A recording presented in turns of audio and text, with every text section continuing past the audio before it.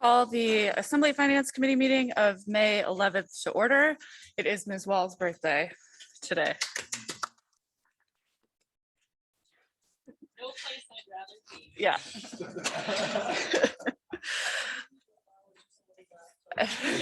Oh, yeah, good idea. Thank you. Ms. Spiegel, will you please note our roll? Thank you, Chair Treem. We have all Assembly members present in chambers besides Assembly Member Hale and Assembly Member Wachlal Gadak, who are absent. Thank you. Approval of minutes. Any changes to the minutes from May 4th? Seeing none, those minutes are adopted. We'll dive right in. Our first agenda topic is JEDC, and we have Mr. Holst and Mr. Carpenter here. Are you ready? Okay. And just make sure that you turn the microphones on.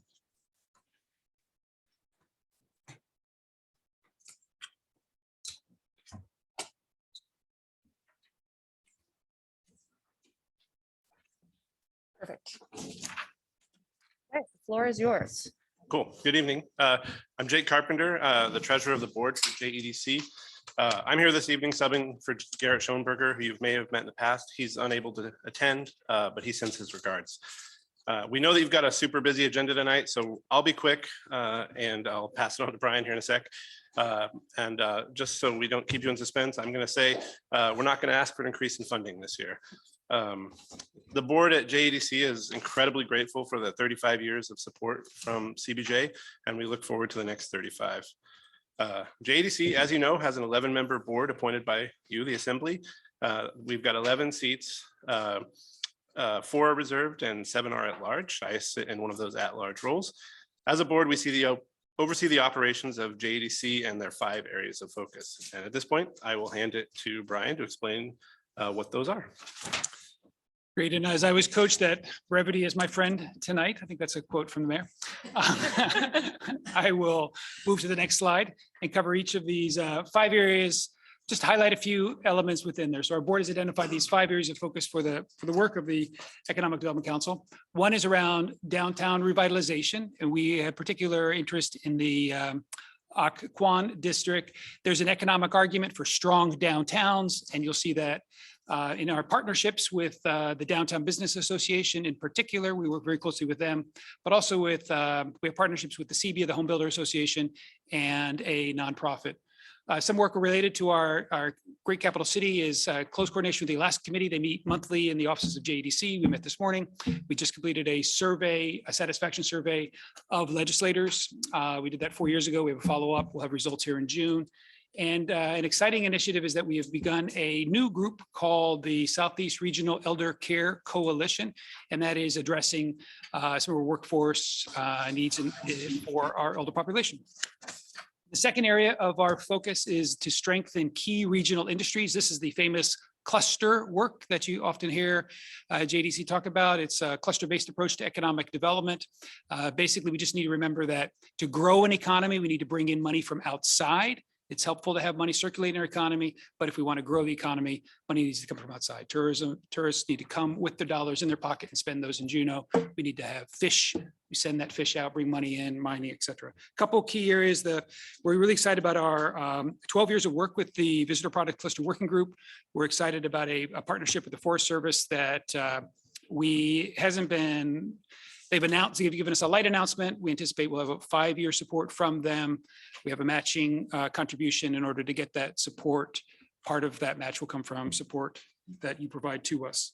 The Oceans Cluster, we hosted the first Mariculture Conference in the state of Alaska. We hosted it in Juneau last month in coordination with the University of Alaska. Our next area of focus is develop talent. Economies are about people. I constantly want to say that and remind people that that's the purpose of economic development, is to support the people in our community. And having the right talent is critically important. We address that in several ways. One of them is through our statewide robotics activities, STEM activities, K through 12, really successful during COVID. We also do a lot of work around early education and childcare, and some of the work on our staff is responsible for some of the requests that you get about increased support for childcare. So don't hold that against us. We know it's important work, and you've made a lot of progress. thank you. The next area is promoting entrepreneurship and small business development. We've always done some great work in this area. I feel like you're going backwards. But I'll keep talking. The board identified that we would like to do additional work in this area to promote entrepreneurship. And so currently we do have a loan portfolio. We've been involved in angel investing. We're going to host an angel conference here next year.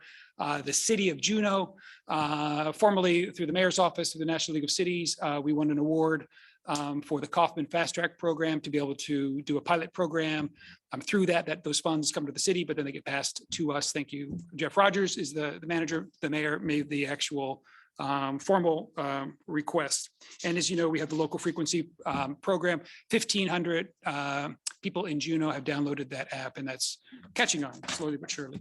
And finally, our fifth area of work is to deliver economic development services. We've had a busy couple years. We've managed $100 million last year, and we're managing $90 million this year. It's over 200 million actually in the 2 years. It's a huge amount of resources. This year, we with the chamber, we because you turned down the NCL funds, they turned them to us. We turned that with the Chamber of Commerce into a small grant program to 81 businesses, $800,000. And we're super happy that emergency loan, COVID loan fund that you gave us at the very beginning of the pandemic, making Juneau one of the fastest responders to this crisis, $3 million. We've talked to Jeff and his team a few times about how much are we going to ever recover of that. And I'm super pleased that we've recovered 2.4 million. You've already have back in your coffers. The businesses of Juneau have been super supportive and responsible about trying to get that money. We've worked hard to recover it. So there's a small amount of money out there still, but we talked to Jeff about more specifics about full recovery, but we're pretty optimistic. We're not optimistic we'll get all of it back, but we're optimistic we'll still recover a good chunk of that 600,000 that's remaining. And with this next year, with the funds that we have, we're going to do a lot of the work that we've been doing. We're going to close out, hopefully, the COVID emergency loan program. There's a lot of legacy work related to these grant programs, even that we ran with you as well. Some external audit work that continues on. We do host the Angel Conference next year. I think I've mentioned, I'm not going to mention any more. And the last slide is thank you. As Jake has said, you appoint our board. We've had 35 years of support from the assembly. We're really appreciative that we can play a small, but we believe important role in our community. Thank you. Thank you, Mr. Holst. And I meant to say also, thank you for coordinating that sunny weather on Saturday for the Maritime Festival. Excellent work. Does anybody have any questions for Mr. Holst and Mr. Carpenter? Mr. Smith. Thank you, Chair Treem. Further on in the packet, we have received a request from Heat Smart for $100 and something odd thousand for cash flow purposes. Is that something that JEDC can help that organization with? Would that be in your wheelhouse? And I apologize, I actually meant to call you personally about that, but I've forgotten until this point. So thank you.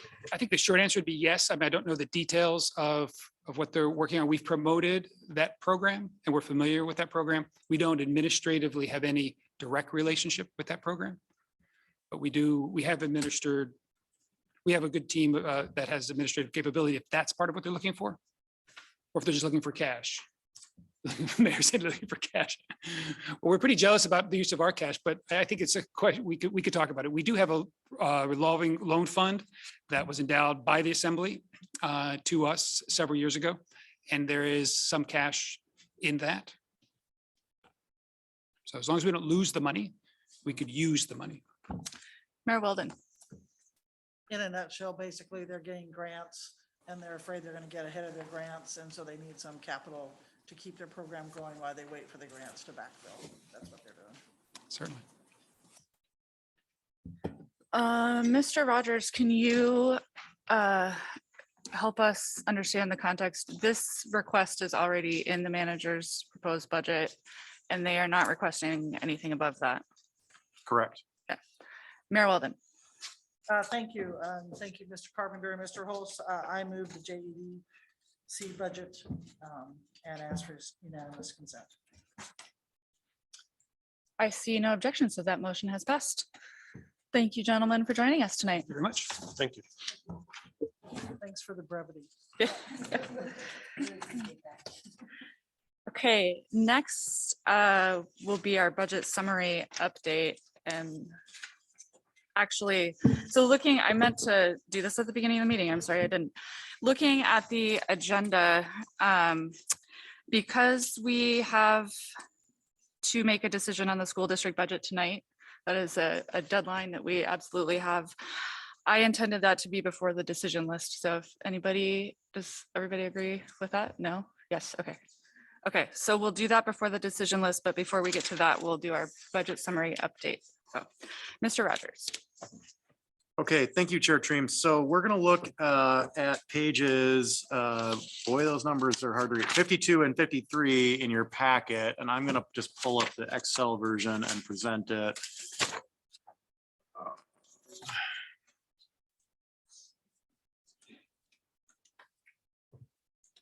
Okay, so this is the same document that we've been working with. We have reflected in it, obviously, this is the manager's proposed budget, starting with a $3.4 million deficit. And then the various things that are going into the Assembly's adopted budget. So we might adjust this after the fact, but for now, just to keep the numbers lined up with the budget book, I've put this is a technical correction. This is something we fixed because we errantly left it out of the budget. It's not a decision you've made. Probably eventually I'll move that up and put it in the manager's version of the budget, but irrespective, we needed to account for it. This was a decision made last week on CIP amendments to the CIP, $375,000. You did adopt the Heat Smart grant last week for 142. That's the one thing checked off of your decision list. Mr. Rogers, where are you? I lost it. Just tell me again. I'm on 2052. 52, very middle of the page. I'm looking in the total assemble adopted changes. Manager's proposed budget is blue, assembly adopted, sorry, after the blue. Okay, got it. Sorry, thank you. Thank you. Okay. So 122 for the clerk's office, again, technical adjustment. 375, that's a decision that was made last week. 142 for Heat Smart, that was a decision made last week. And then I've plugged in slightly different numbers here. I had just put in 2 million and 2 million, and I sort of refined that. I tried to think critically about, based on what I know, obviously wage benefit negotiations are far from done, but I've put in what I think is a more realistic outcome of that process. Could be higher, could be lower, by an order of magnitude, of course. But I think that that's a more realistic number. And then 1.3 million is my guess on where you likely wind up tonight with decision list items. Obviously, that doesn't include the Heat Smart that you've already done. So that number could be higher or lower depending on decisions made tonight. And then we've also included the $16 million, which I sent you an email about today. Just to recap for people in the public who didn't see that email, the Senate and the House have funded in their versions of the budget 200+ million that would repay municipalities for unreimbursed school bond debt that should have been reimbursed in previous years. That amount for CBJ is the number on the screen, just over 16 million. That number seemed more certain and seemed less likely to be vetoed by the governor until yesterday's sort of unprecedented floor action in the Senate on the budget that swung the budget, swung the Senate's version of the budget from $1 billion surplus to $1 billion deficit. So it really changes the dynamic around how the governor might make vetoes, and something that seemed relatively secure seems suddenly far less secure. And I'm going to come back to that in a minute. But in any event, it's reflected here. We reflected $2 million lapse. That number in some years has been kind of low. In other years, it would have exceeded our lapse. I think next year with inflation, if it continues at this pace, the lapse will get to be a little smaller because departments will need I mean, departments will make purchases that are just more expensive than they thought they would be. So year end, you wind up with a $10 million surplus. That's really $10 million left over from the 16 million. And eventually I'm going to take that out. So the thing that we did, which we have not done yet, is that we modeled, and I don't mean to use the word model like in a hoity-toity way. We just projected a little bit and said, what does 24, 25, and 26, the next 3 years look like? Based on the path that we're on. So we exact same process. We take the prior year adopted budget, we removed one-time revenue, which is the 16 million. We removed one-time expenditures, which I think includes the comprehensive plan, Alaska Heat Smart, one other thing that we determined that you had already decided were one time. We removed those items. We grew sales tax and property tax. Well, sales tax grows per my revenue forecast because we have a budget for 24, but property tax and other revenue grows by 2.5%. The potential wage and benefit costs in 24, again, are based on my review of where we are in the negotiations process. Again, could be higher or lower, even by an order of magnitude. The cost of merit increases, which is the personnel growth part of CBJ's budget that happens irrespective of wage and benefit negotiations, and a 2.5% growth to all non-personnel costs in the general fund budget. So what that tells us is that next year, we should assume that we will start somewhere in the range of $177 million of expenditures over trying to be paid for by 170.5-ish of revenue. So we will expect next year before the lapse, we just in the manager's budget, a deficit of something in the neighborhood of 6.5. We've stuck a number in here because assemblies have always added money to the budget, either one time or ongoing, and then the lapse back out. So after all of those things, we get down to what looks like about a $5 million real deficit for FY24, a year out. We do the exact same thing in an iterative way forward for FY25, which yields a little more than a $5 million deficit. And the same thing again for FY26, which yields a little more than a $6 million deficit. We've put that into this graph, which you've now seen for a couple of years in this format. And what you see is, what looks like a big deficit in this current year, FY22, and it's not a deficit. It's, like I've said, it's conscious decision on the assembly to spend down fund balance because fund balance is obviously quite high. So you spend that down.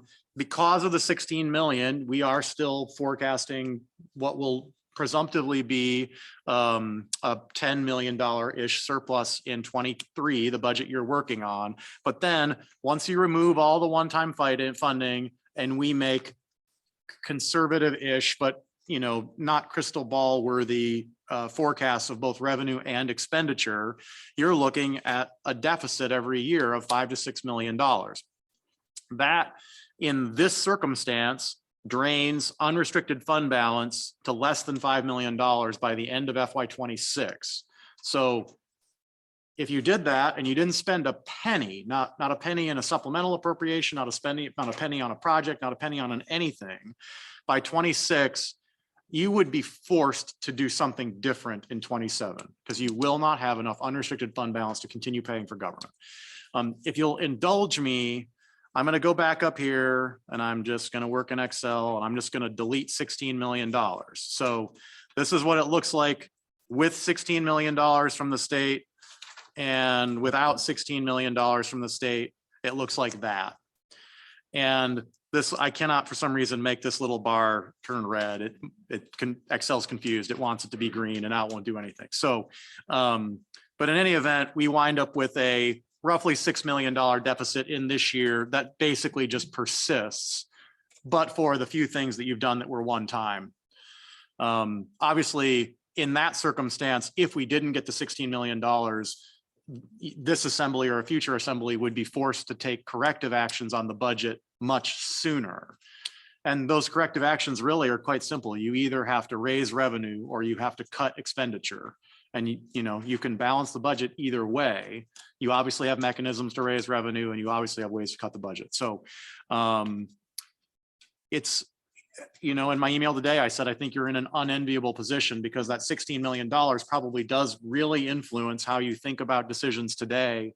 And there's just no certainty about whether we'd have it. I don't know really whether to tell you it's a 50-50 chance or a 75-25 chance or a 25-75 chance. Obviously, Mr. Smith works in the building. He could give us his read. Everybody's probably got an opinion. I don't really know. It seemed a lot more certain until yesterday's action in the Senate. So I think, Chair Treem, that's what I've got on this subject. I can take questions on this subject, or we can just move on. Okay. Any questions? Mayor Weldon.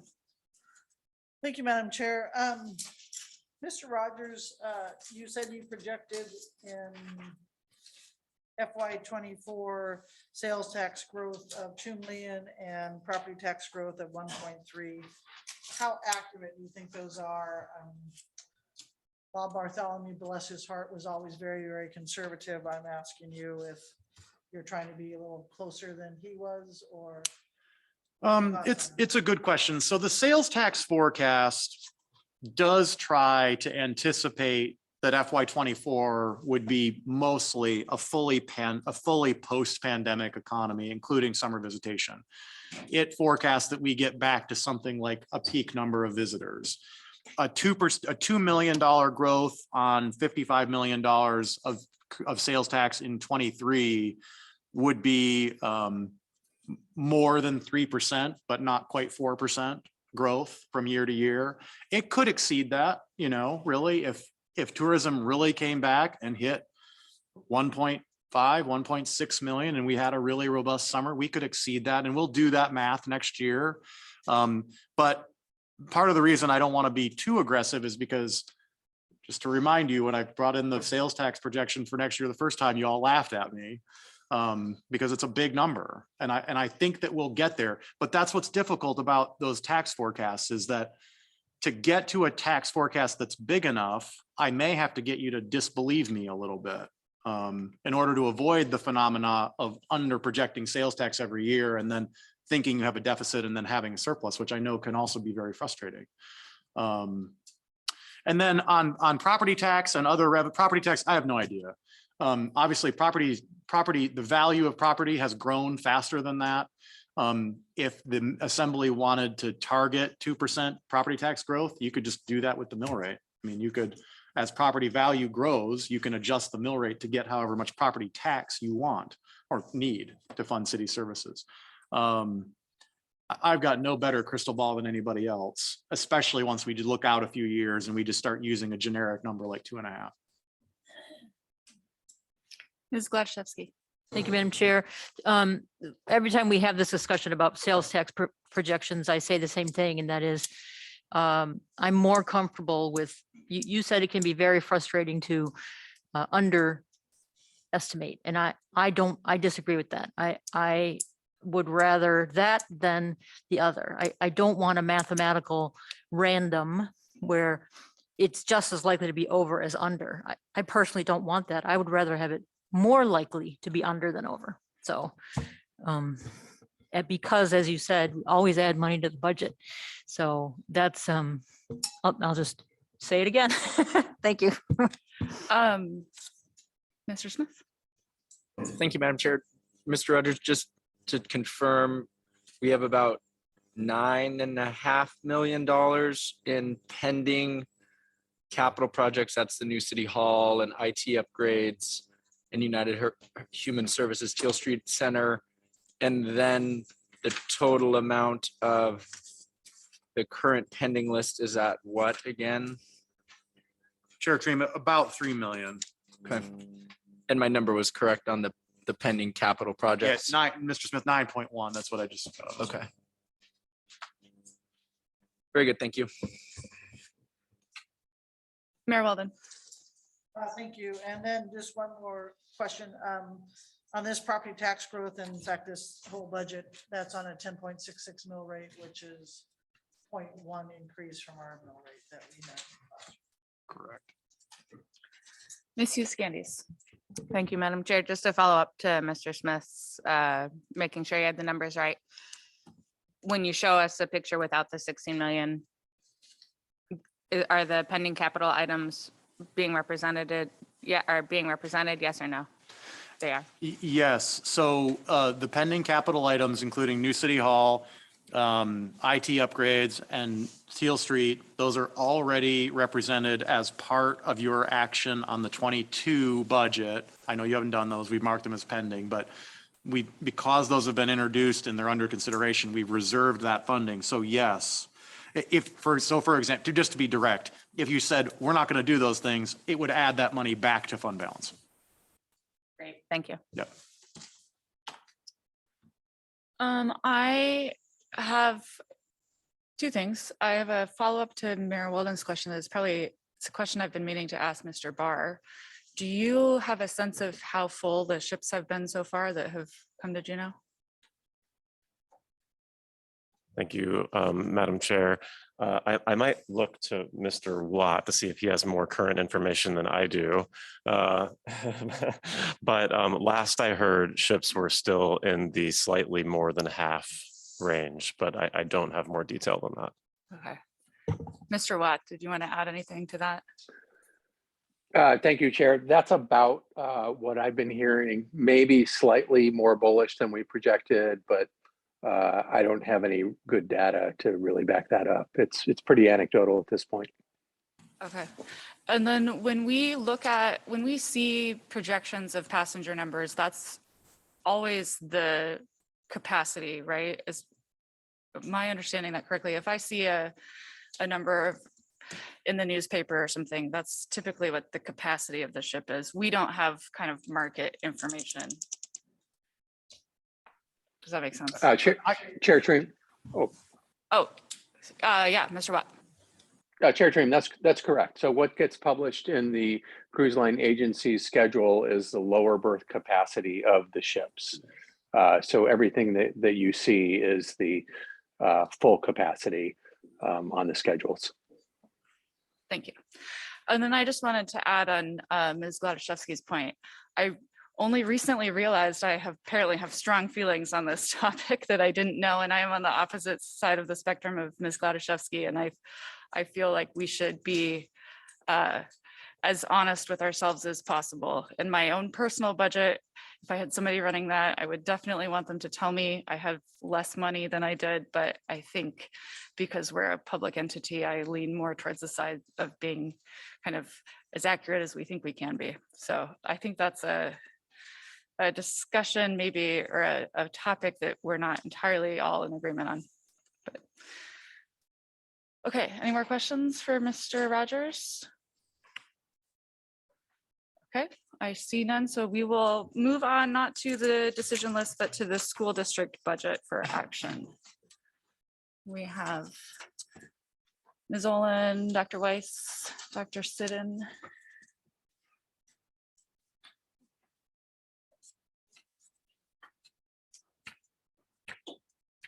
Gertrude, can I just orient us a little? Please. Okay, so it's totally fine to do the school district first. I think really what you might think that you're doing is you're going to deal with item number 1 on the decision list and then pause on the decision list and wrap up the rest of your decision making about the school district budget and then proceed with the decision list, if that makes sense. No. Decision number 1 on the decision number 1 on the decision list is outside the cap funding. Okay. Which is a decision you have to make as part of the school district. So Okay. however you want to think about it, but in terms of being able to find the materials, for those of you looking at the packet, decision list item number 1 is the decision you need to make about the school district. Okay, Mayor Walden. And I hope I didn't further confuse it. I thought we were moving the whole school district budget tonight. Yes, Madam Mayor, you are going to, but the only decision you haven't made yet in principle is about outside the cap. Okay. And have heard from the school district already. I don't know if you have more, or we just will look to you for questions. I think that's appropriate. Thank you. Okay. Katrina, I'm sorry to keep interrupting. I think that probably the documents on page 61 and 62 of your packet are gonna be helpful in terms of the discussion specifically about outside the cap funding. Thank you. Mr. Smith. Thank you, Madam Chair. Should I move something so we can discuss it, or should I just ask my question? Let's move it and we can discuss it. Very good. I move that the Assembly appropriate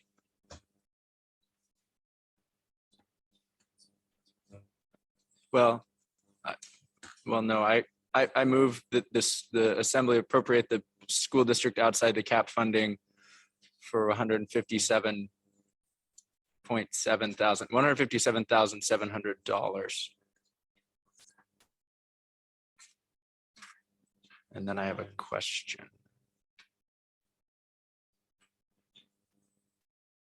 Sorry. Did I do that right?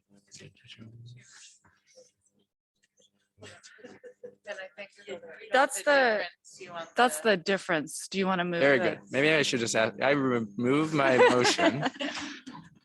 And maybe I'll just ask a question Sure. first. Okay. Mr. Rogers, on the school district outside the cap funding, you mentioned it as ongoing versus one time. Yet I feel like every year the school district brings their outside the cap funding to us. And, with the different iteration, different amount of money for Raleigh and this and that. Is there a reason that you would note it as ongoing versus one time?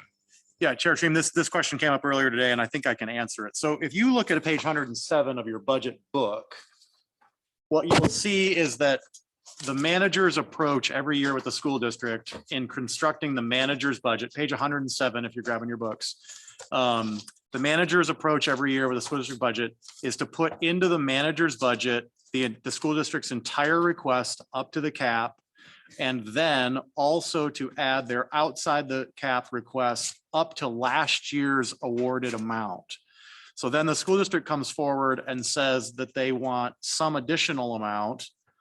And that's the amount that the Assembly considers as a decision. Now, obviously, you can do whatever you want. You can tell the school district that they get nothing outside the cap. You can reduce them below the cap to the minimum required local contribution. I mean, you have a lot of options, but past assemblies have always, for more than a decade, have appropriated the school district up to the cap and then awarded outside the cap at least the amount from last year. So the historic practice is for the manager to include everything up to the cap and then also the amount funded last year outside the cap, and then the school district requests something. So that's what you see on page, whatever it is, this 61 of the packet, which is their FY22 amended budget, their request for 23, and the difference, which is 157.7. I hope I've not made that more confusing. So whether it's ongoing or one time is kind of in the eye of the beholder. The manager, unless you tell him otherwise, will build in the outside the cap funding equivalent to last year's amount. Mayor Weldon. I'll let Mr. Smith do his one, but I'll move the school district.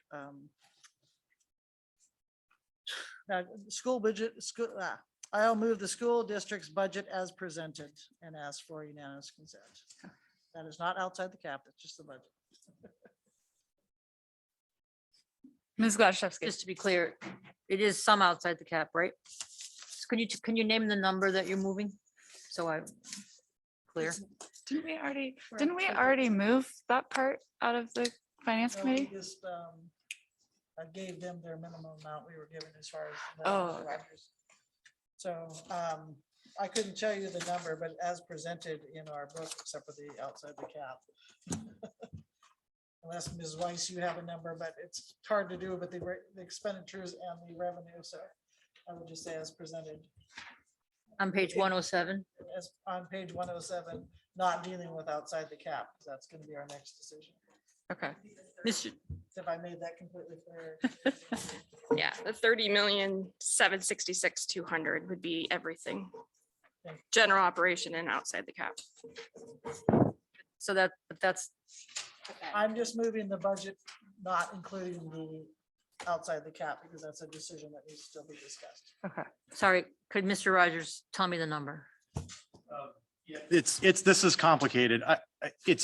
it will be simpler if you just make a decision about the outside the cap and then move it all together. Does that work for the committee? Yeah, And I'm not so, trying I'll remove my motion. okay, is there anybody who wants to have a discussion on funding within the cap? Okay, well, then we will not deal with that as its own issue. Let's move on to outside the cap funding.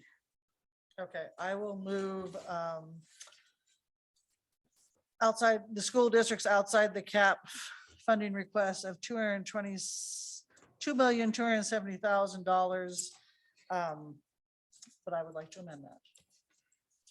Okay, So my amendment, if you look at packet page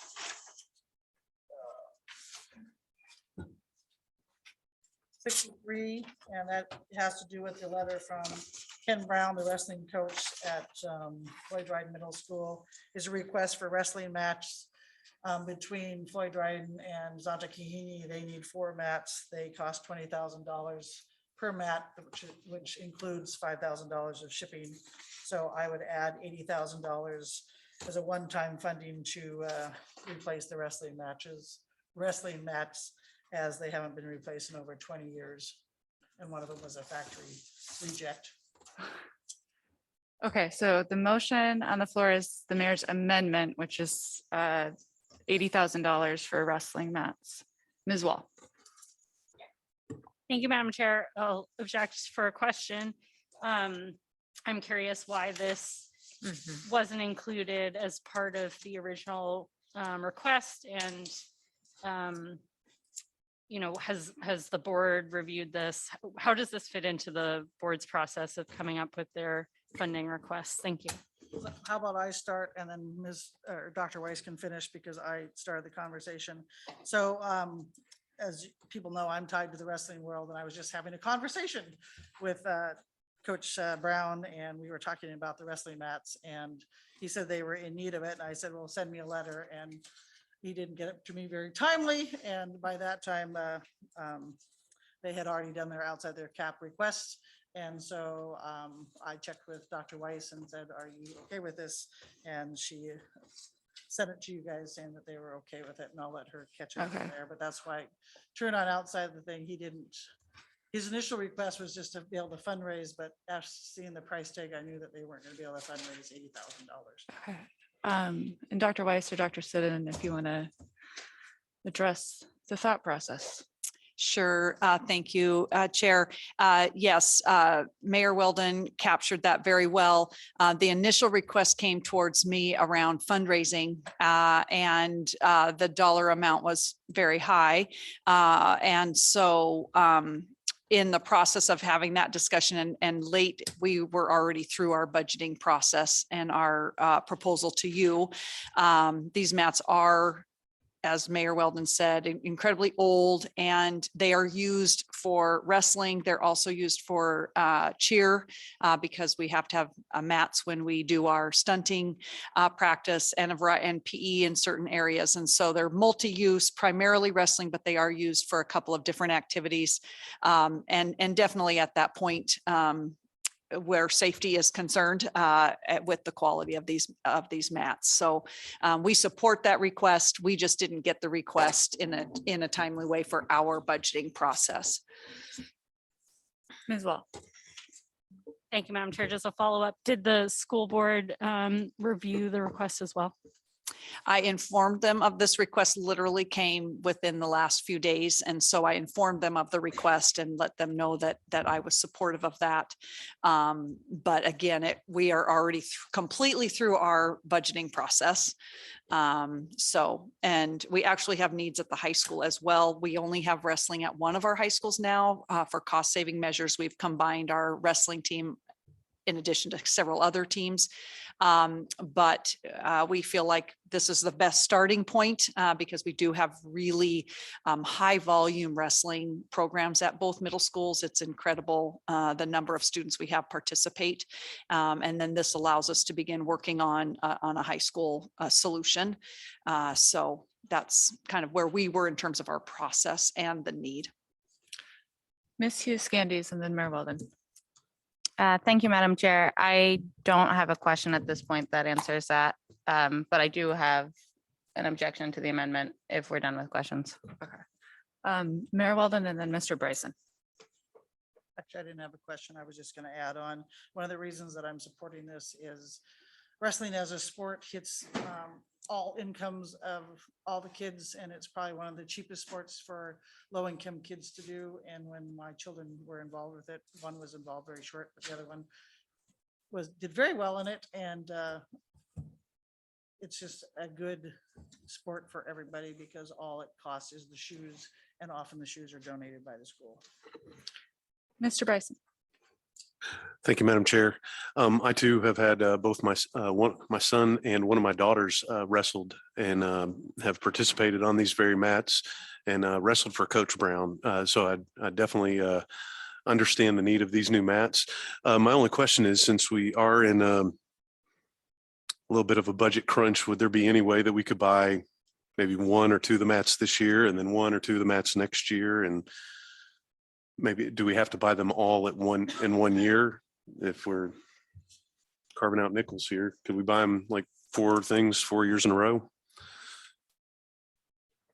Mayor Weldon. To keep it in the same budget cycle, I would suggest 2 a year. And you have all 4, but that's a good idea. I have a question, I guess, maybe, well, 2 questions for you folks. First would be, do sports teams typically kind of try to fundraise for this kind of thing? Or, I mean, I understand this is a large amount of money, maybe not able to fundraise for all of it. I don't know what's typical behavior, I guess, with other activities that have needs like this. And then also just what is the typical process for a need like this to come through the school board or school district budget process? Thank you, Chair Treem. Our students and our coaches fundraise a lot, over $1 million, and Juneau community is super supportive of our kids and their activities. So this type of volume of a purchase monetarily would be incredibly challenging for our programs to do, especially at middle school. Our middle school students, which again is where we have really high rates of participation because the competitive stakes are lower. And given our existing social and emotional needs, physical needs of our students, our middle school activities just play a really important role. And the capacity for fundraising is less at middle school due to just the age of the students. So fundraising for this amount, which is why when it first came to me as a fundraiser, it took me back and I really had to wrestle with that. And I was immediately thinking we've got to find another solution. These are fairly big ticket items. And so we just don't have any room for this type of budgeting for us in our internal budgeting. And to Mr. Bryson's question about possibly staging and doing some this year and some next, I know that part of the conversation has been the price could get better depending on how many we're ordering, which surprised me. Who knows? Like, I've never bought a wrestling mat before. So, but that was part of the quote, was shipping as an example could be, and this price does include shipping, and that could vary a little bit depending on the volume of mats. Dr. Sin, you looked like maybe you wanted to say something. I just wanted to give you a chance if you did. Thanks. I think just from the board's perspective, this is not something we've been involved in. I just want to make that really clear. Like, this was not part of a board budget discussion. So I think procedurally, tying it with the board's budget request is confusing to me procedurally. And I just think is a strange precedent in our lanes of duties and how we request funding. I don't object at all or any of the justification of the reasoning behind it. I just think we should sort of think about the process and the precedent in how we get there. And one option may be to do it as a gift to the district as a, out separate from our budget process request. but I don't, we haven't had a chance to talk about whether those options exist. Okay, thank you. Mr. Smith and then Mayor Weldon. Thank you, Madam Chair. And maybe you said it already, Superintendent.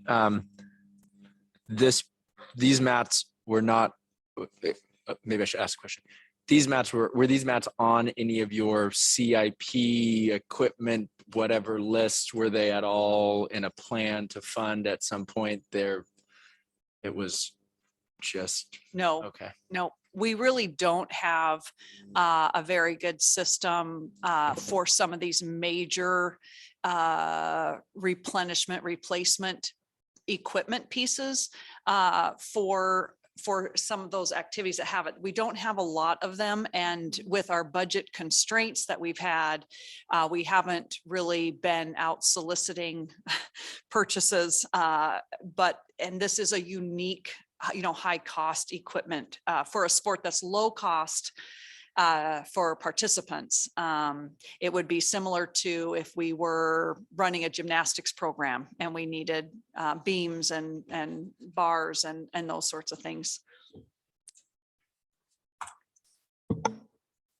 Mayor Weldon, then Ms. Huskinis, and then Mr. Bryson.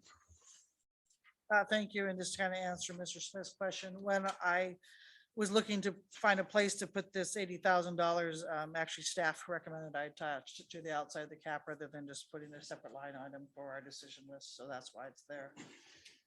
No other reason than that.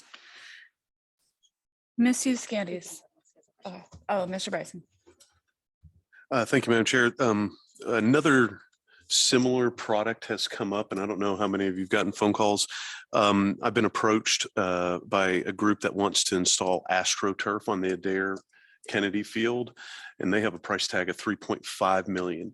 I raised this issue at this time because if the school district, the school board got surprised by the mat request, I guess my question to the school board is, are you guys aware of the AstroTurf request that the group is trying to get together now? I actually just reached out to George Schaaf this week to get an update, to get any information on, because I have received some citizen requests about the track more than the turf because of the danger of the condition of the track at Adair Kennedy, literally for spectators, not even competitors, but for spectators walking, the track is in that bad of condition. So I just reached out this week to get an update on if there was any progress the city was taking, because it's a city-owned facility. And so I don't have those details in my head right now, but Mr. Schaaf did have an update to share about some potential work around repairs there at Adair Kennedy. But again, that's a city facility. So that's where I reached out to get some information. Excellent. So my follow-up question is maybe before the next joint assembly school facilities, I think I said that group right, could we maybe check with the activity supervisors? I'm not sure what the positions that you would call reference, but maybe we could try and dig up some of these needed long-term, even if we aren't compiling a CIP list.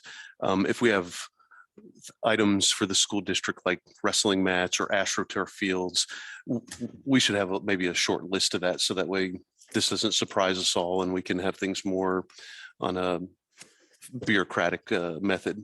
I think that would be helpful to all parties involved. Thank you. I think that's a great idea, Mr. Bryson. We just want to remember that the track facility is ours to handle. So the wrestling mats seem separate in my mind because that's a piece of equipment being used by a school group for a school activity. But I think your point is a really good one. So next on the list is Ms. Huskinis. Thank you, Madam Chair. I'm going to object to this amendment, not because I don't have concern for the age of the mats or the validity of their needing to be replaced. I think that if this dollar amount were in the above the cap funding and it had gone before the school board, I would have no issue with it. I have some process issues with this and the fact that the school board hasn't seen it and hearing more details about the way it came in it's kind of like my worst case scenario of I wanted to hear more about how this came to be process wise. And I think given the different decisions we're going to make here tonight, which are going to be hard decisions, I think accepting something that was on the fly from running into a coach in the community is not necessarily the kind of financial discipline with which we want to approach our decisions tonight. When we had our joint meeting with the school board, I heard about a lot of objects in the school. The carpets were one as an example of things that are 20 years old beyond, which I think is awful. And I think we really, I want to make clear, I want us to find ways to fund those things. It's not that I don't think these mats are needed, but I'm not sure that just cherry picking something from a coach who has a need is the best way to kind of jump to the front of the line and include it in here tonight. So I think I'll leave it there. If we do this, I don't mind Mr. Bryson's idea of phasing it. I think that might be smart as we're looking at cutting dollars, but I really support the program. Glad it's well used, support giving funding to the schools, but I don't support this process. Thank you, Ms. Hughes-Gandes. Question for Mr. Rogers. My understanding is that we are appropriating a number to give to the school district, and it's up to the school board completely to decide how that money is spent. So we are asking that if we give them this extra $80,000 that they spend it on mats, and I don't have any concern that they would go rogue, but they don't have to do that. Is that correct? Chair Team, that's my understanding. Okay. You're the appropriators, but you are not elected to direct the operations of the school district. Okay. I guess I share some of Dr. Siddon's concerns about that process, but I'm supportive of the mats. So I think this seems like the fastest way to get it done. So I won't object to that, but any last comments or questions? Ms. Hughes-Gandes. Thanks, Madam Chair. Just a quick follow-up. That's a great reminder. Your question just now. So similarly, Mr. Rogers, if the mats are truly the top priority, there's nothing that prevents the school board and the administration from using the funding in middle school activities to purchase these mats. Is that correct? That's correct. Thank you. Okay, we have a motion and we have objection. Ms. Spiegel, will you please call our roll? Thank you, Chair Treem. On the amendment to the original motion to add $80,000 as one-time funding to replace wrestling mats, Mayor Weldon, Yes. Assemblymember Smith, Yes. Assemblymember Hughes-Gandes, No. Assemblymember Wall, No. Assemblymember Gladysevsky, No. Assemblymember Bryson, Yes. Chair Treem. Yes. Motion fails, 4 ayes, 3 nays. Okay. So that returns us to the main motion, which was for the school district request of $2,275,000 of outside the cap funding. Mr. Bryson. I move the Juneau School District's outside the cap funding as presented, and I'm going to object. Okay, I think we've already moved it, so you are objecting. I thought we moved the, She moved it and then she moved her And then amendment. she amended that. I thought we just voted on the amendment. We did, We did. but we had already moved the 2.275 million, and then we did the amendment. So you're I don't objecting. recall voting on it. We're not, yeah, we haven't voted on it yet. Oh, okay. So that I, So you when can you, just object. so yeah, I objected, yeah. Okay, do you want to speak to your objection? I will briefly, Madam Chair. I know I'm going to lose this, but I wanted to point something out. We have enrollment declining, and I found a neat chart that referenced kindergarten numbers, and it showed how over the next, I think it predicted out to sometime in 2030 something, that we're going to have continued decline enrollment in the Juneau School District. With this 87, 86, 659, we're at $20,000 per student. And looking at classroom sizes, we're at 485,000 is for the smaller classrooms. All the rest of the classrooms were between 500 and 585,000. The Assembly has done an increase in funding to the Juneau School District every year since 2013. I looked at a chart for that.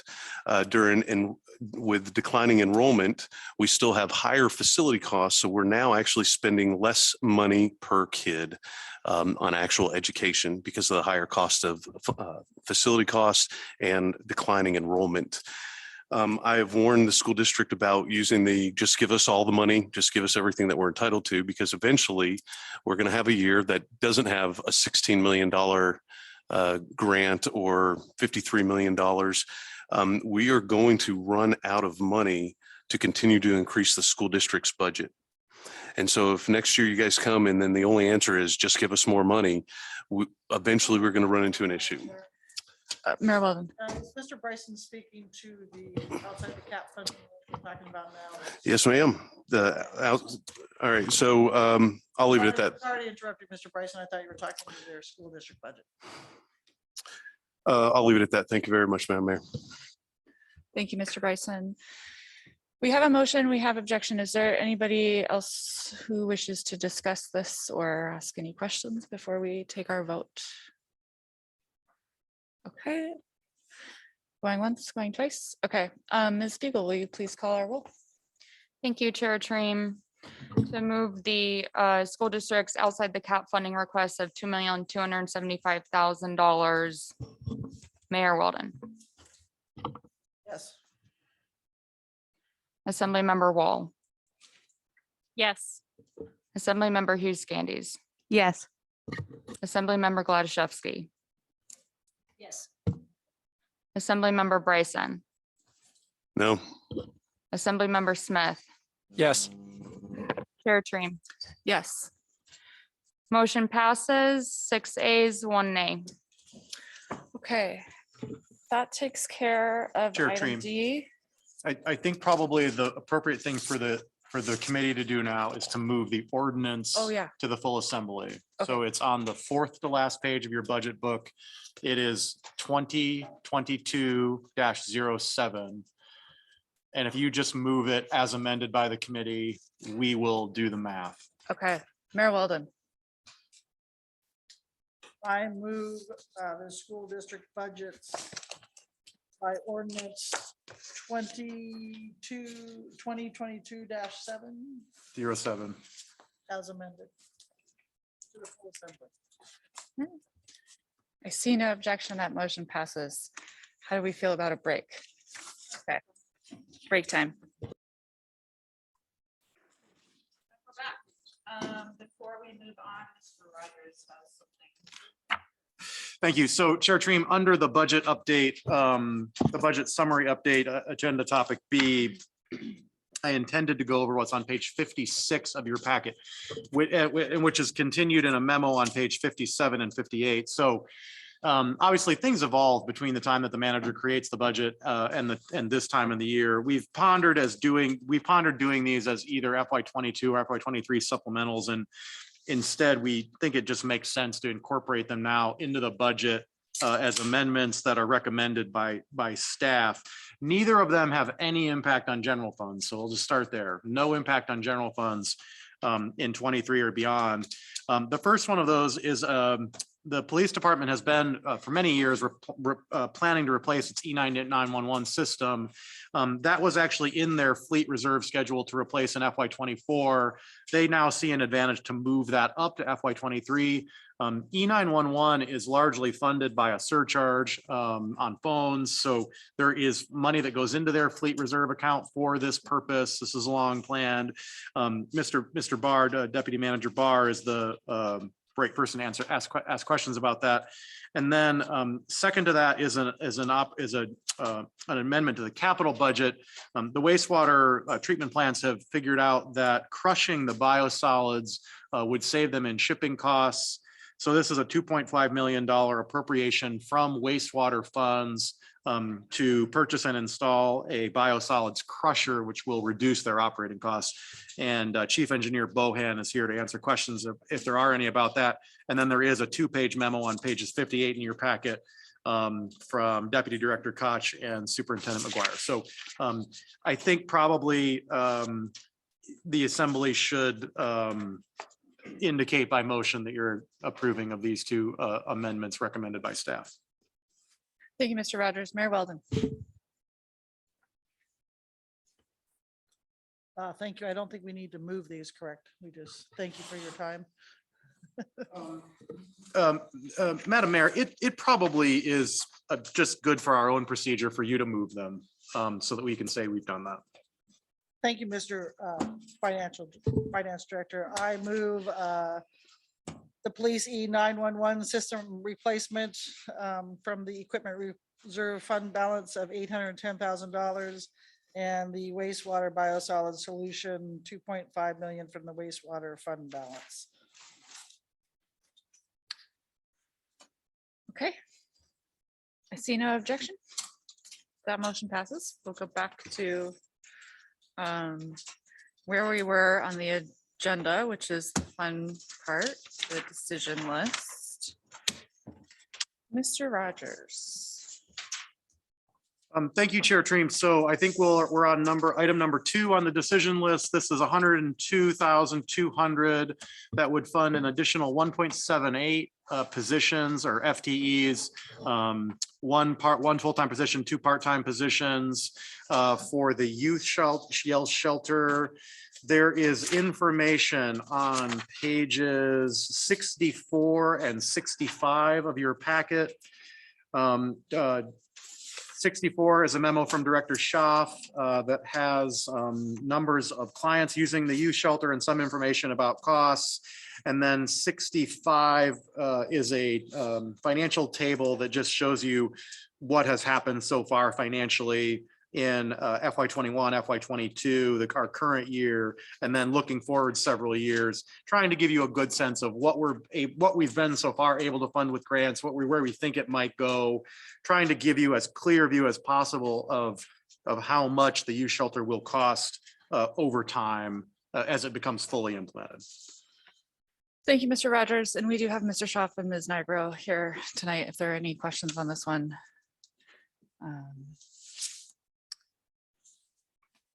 Anybody want to make a motion? Mayor Weldon. Thank you, Madam Chair. I move the Parks and Rec Bruce Root Youth Development Leader, and I object, if I may speak to my objection. Go ahead. Thank you. I think this is a very worthwhile cause. But the fact of the matter, and you'll hear me saying this the rest of the night, our operating budget has a $3.4 million deficit, which doesn't include potential wage increases, which could roughly be $2 million or more. So that would give us a more than $5 million deficit. We are rich in one-time money at the moment, but we're not rich in ongoing expenses. And because of this is an ongoing expense, even though a very worthwhile project, I'm going to object. Ms. Wall, and then Mr. Bryson. Thank you, Madam Chair. I'm gonna ask a question of the maker of the motion. It looks like in this memo, there was, it said something about funding for FY23 and then approximately 300,000 per year thereafter. Was your motion just in reference to the FY23 piece of that? I assume it was, but I just wanted to double check. that's what we were voting on, just what was in the FY 23. I'm just going off the budget. decision list. So if the decision list doesn't match the memo, then it's my mistake. All right, that answers my question that we're talking about, the decision list. Thank you. Which 102,200. And it's on page, decision list is page 59 of the packet. So everybody on the same page, literally. Mr. Bryson and then Ms. Gladys. Thank you, Madam Chair. I actually am going to support this funding. Just this year alone, I had 2 teenagers have to come stay at my house. So the very real need for late teens to have appropriate sheltered housing. Those are the very people that we don't want to enter into chronic homelessness. So this is kind of an ounce of prevention versus pound of cure. The more resources we give these late teenagers, early 20-year-olds, the better off we can set them for life. If you catch them early, then we can put them on the right path. I think this is pennies compared to the value that we're going to get. So I'm in full support of this, Madam Chair. Thank you, Mr. Bryson. Ms. Gladys. Thank you, Madam Chair. I'm just trying to understand the difference here. The pending list, the list on the table says 102,200. The memo says 92.5. And then it goes on to talk about in the future, 300,000. We're not talking about the 300,000 at this point. Why does the memo say 92.5 and the table says 102.2? Chair June, I don't know the answer to that question, and I might pitch it to Mr. Shaw. Yeah, come on up.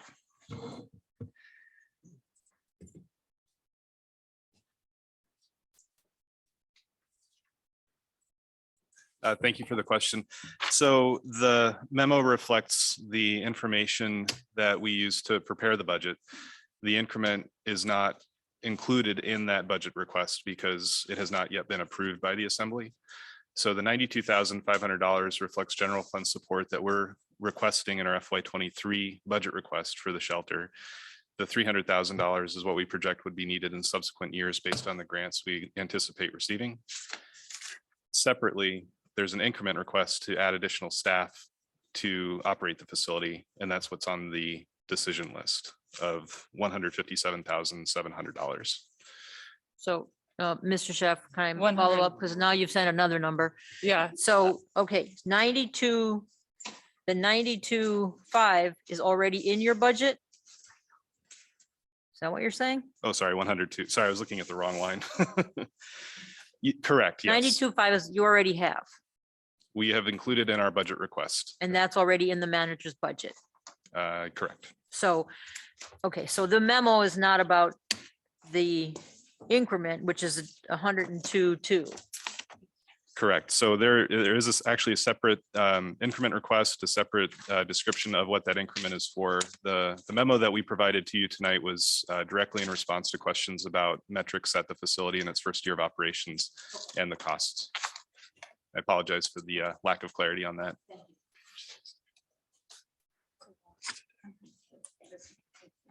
Yes, correct.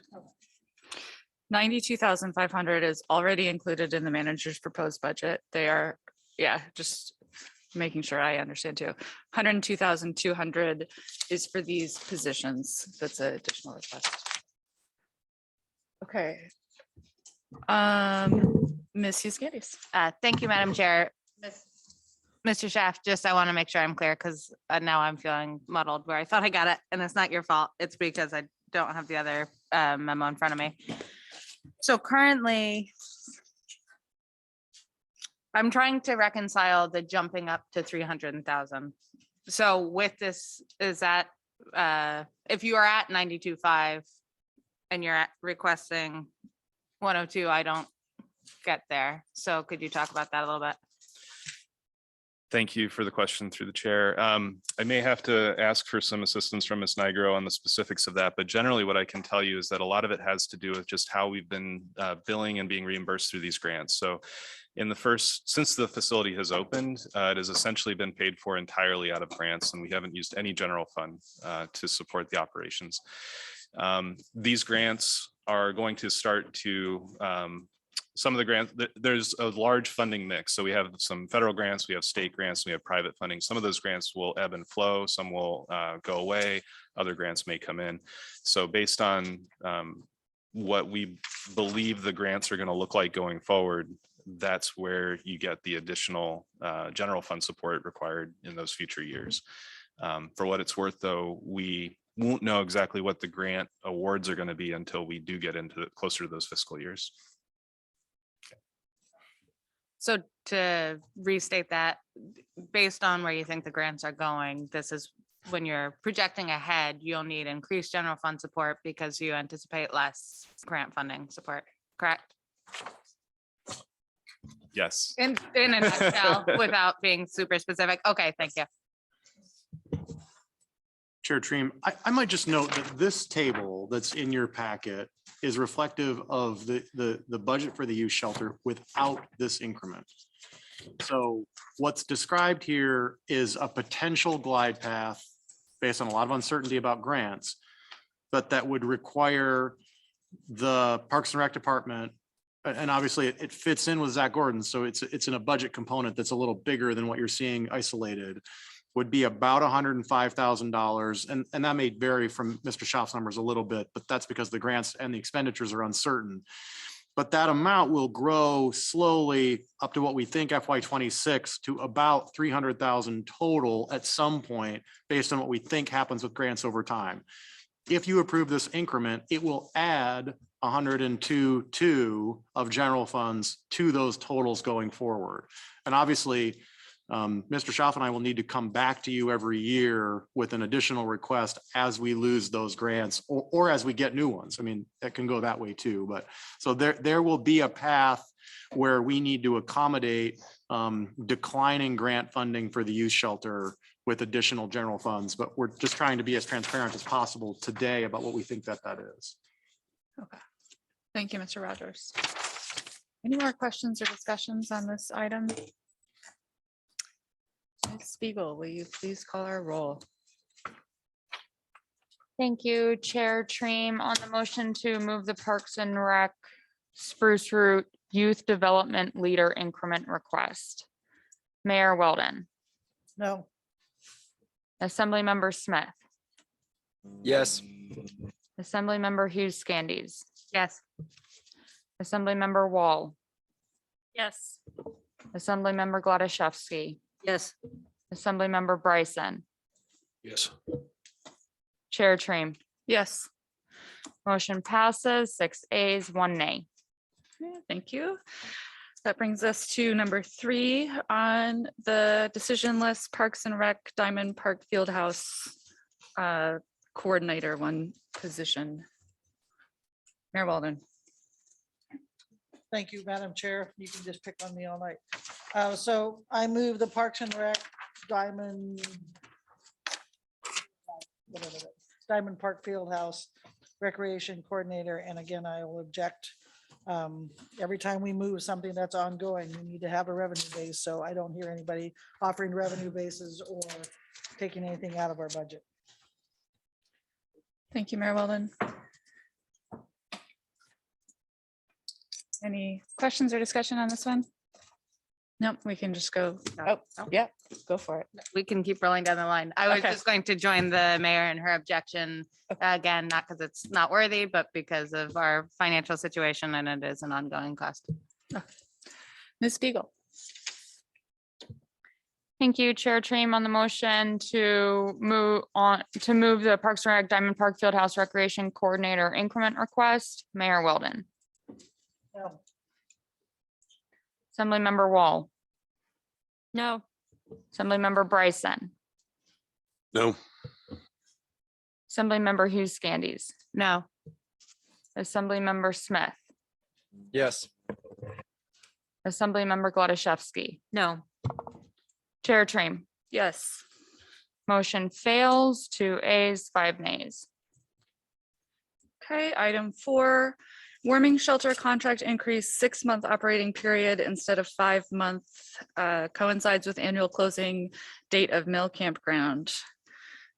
Mayor Weldon. Thank you, Madam Chair. I would move the warming shelter increase of $30,000. And again, I will object. Questions on this one? Discussion on this one? Mr. Bryson? Do we have any use numbers or any, what's the word I'm looking for? How many people use this during that last month that the warming shelter is open? How many people used it for the month of April or the month of March? Mr. Barr? Thank you, Chair Treem. Use certainly varied over the course of the winter, but in general, if memory serves from our last meeting with the warming shelter administrators, it was in the ballpark of 40 beds a night. 40 beds a night. All right. Follow up. Go ahead. Is there any reason why we couldn't open the campground a month early to accommodate these people? Yeah, I know the answer to that is no. I might look to Mr. Schaff for a reason why. That would be believe helpful. it's weather dependent and unavailable per the lease likely.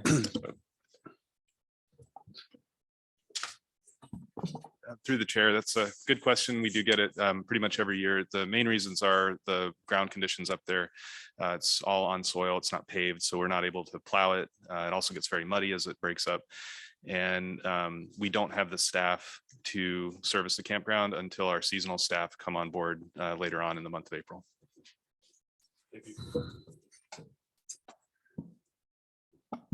Okay, Ms. Spiegel? Thank you, Chair Treem, on the motion to approve the warming shelter increase of $30,000. Mayor Weldon. No. Assemblymember Bryson. Yes. Assemblymember Hughes Scandies. Yes. Assemblymember Smith. Yes. Assemblymember Gladysevsky. Yes. Assemblymember Wall. Yes. Chair Treem. Yes. Motion passes 6 ayes, 1 nay. Next item is number 5, the expanded MIH program potentially covered by state funding. Mayor Weldon. Oh, Mr. Bryce? Thank you. I move that we accept the expanded mobile health program, 540,700, and ask for unanimous consent. Thank you, Madam Chair. I object for purposes of an amendment. I would move the fire expanded MIH program one time for the 540,000, 700,000, and then I would from general fund, and then I would forevermore take it from the tobacco tax, which is roughly about 518,000. And yes, I forewarned the president of, or the chair of the airport, or not the airport, sorry, I just heard the cough from an airport board member of the hospital board, so he is aware of this. So $540,700 out of general fund this year, but not ongoing. Okay. With the ongoing expenditure coming from the tobacco tax. Okay. And that motion satisfies your needs. Chair Treem, I might just clarify. So there is a slight, okay, just to clarify, because I want to make sure we do the right thing next year. So this would fund MIH for 540,700 one time in FY23. But then also the expectation is that the manager would include the costs of that program in the FY24 budget, and at the same time redirect 518,000 or whatever that year's forecast is of tobacco tax, redirect that from the hospital back to the general fund to support the MIH program. Am I understanding that correctly? And I'm just trying to make sure that there's not a distinction about the tiny difference in the funding. And obviously the projection for tobacco tax will be different. The cost for MIH will be fractionally higher, whatever. But you expect to bring whatever tobacco tax there is back to CBJ to pay for the MIH program instead of issue it to the hospital. That's correct, Madam Chair. That is correct. And then I still think they're trying to get state funding for that. So I'm hoping that makes up any difference. Ms. Gladys. Just to make sure I understand, the tobacco tax revenues currently go to the hospital. Where do the tobacco tax, let me just ask the question, where do the tobacco tax revenues currently go? The tobacco tax revenues currently go, 518,000 of tobacco tax revenue goes to Bartlett Regional Hospital. But then also the tobacco tax fund is on page 68 of your budget book. And it indicates that of 2.7 million of tobacco tax, we expended in a number of places, probably best to look at page 68. But a portion of it supports various operations, including the Assembly Social Service grants, other operations in CCFR, et cetera. Okay. So this amendment would in effect take $518,000 from next year's hospital budget. That is correct. Okay, thank you. And then the finance department would handle this if the cost of MIH exceeds the that portion of the tobacco tax. You would bring that difference back to us like this. Chair Dream, I think you need to tell me that. I think my assumption is that I would not, Okay. based on the mayor's motion. Okay, is that what you intended, Mayor Weldon? Like I said, I was hoping the difference would be made up in state funding, but if there is a discrepancy, then yes, I would bring it back as needed. Okay. Mr. Smith? Thank you. Just for the purposes of a question, in other places that do these programs, is it always a city funded program? I mean, do other health providers benefit in that their patients are now on time to more appointments? I mean, do others contribute to MIH? I appreciate the goals. I just want to see if there's others that can help cover the costs. Thank you. Mr. Barr? Thank you, Chair Treem. I can only tell you what I know about Alaska. I'm sure there are programs like this outside of Alaska that I don't have as much information on, but within the states, these are relatively new programs. As I understand them, they are, for the most part, I believe, majorly funded by grants that come through the state right now. I would speculate that, as is the case with most new startup types of programs that are grant funded initially, there is typically a desire by that grant funder to transition those programs away from their grants and towards a different operational funding mechanism. So I think not unlike what you saw with the Spruce Root projections, I wouldn't be surprised to see a similar sort of situation with MIH in the future. But as the mayor said, we will of course continue to seek that grant funding. You're good, Mr. Smith. Okay. Okay. Mr. Rogers, do you think you're clear enough on our intentions? Chair Treem, I think I am probably clear enough on your intentions. I think that irrespective of, well, we will do everything in our power to implement your direction tonight. But I think probably what will really happen is that the manager will make a series of decisions about MIH in the creation of the manager's budget next year, just like the manager will always have to. And I think that those decisions will be made in keeping with the Assembly's stated goals, both regarding program outcomes and the budget. And probably it just makes sense next year that we will come back and bring back an update about MIH irrespective of what happens in the budget. Okay, Mayor Weldon. Thank you for that, Mr. Rogers, and that's fine. I'm just trying to find a revenue source for something. Yeah. I'm trying to train the Assembly. I can appreciate that. I just want to make sure, since we are constantly trying to remember what we said last year, I'm trying to really make sure we're being explicit about it. Okay, any more questions or discussion? Just Ms. Flesch. Mayor, did you ask for unanimous consent? Is this this is an amendment?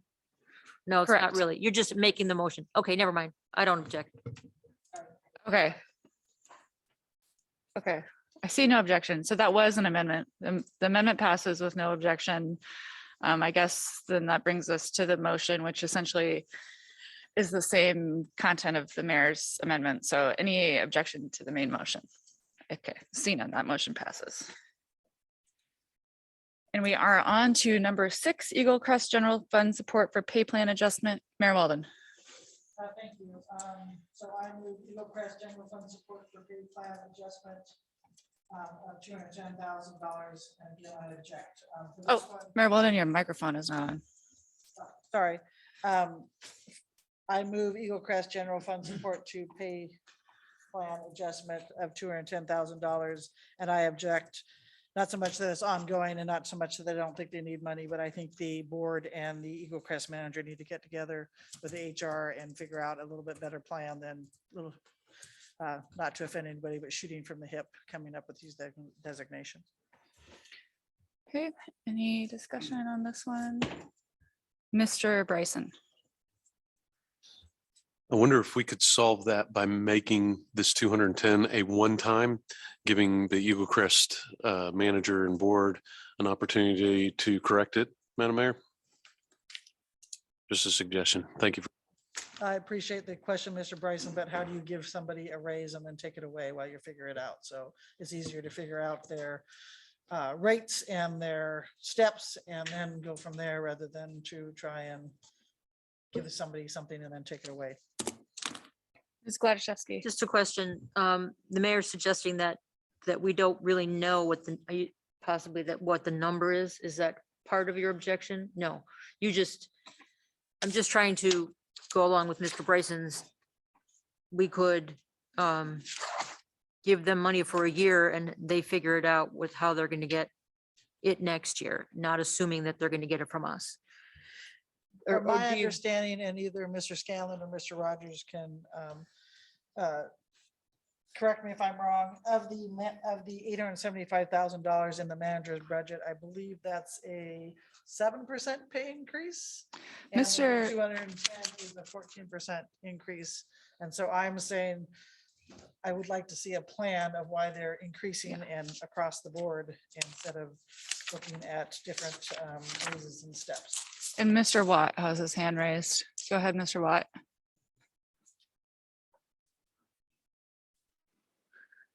Thank you, Chair. So I've had a number of questions on this. So yeah, it is correct that the Eagle Crest budget has a 7% increase, which was the action that the board took to eliminate the possibility of somebody being under minimum wage.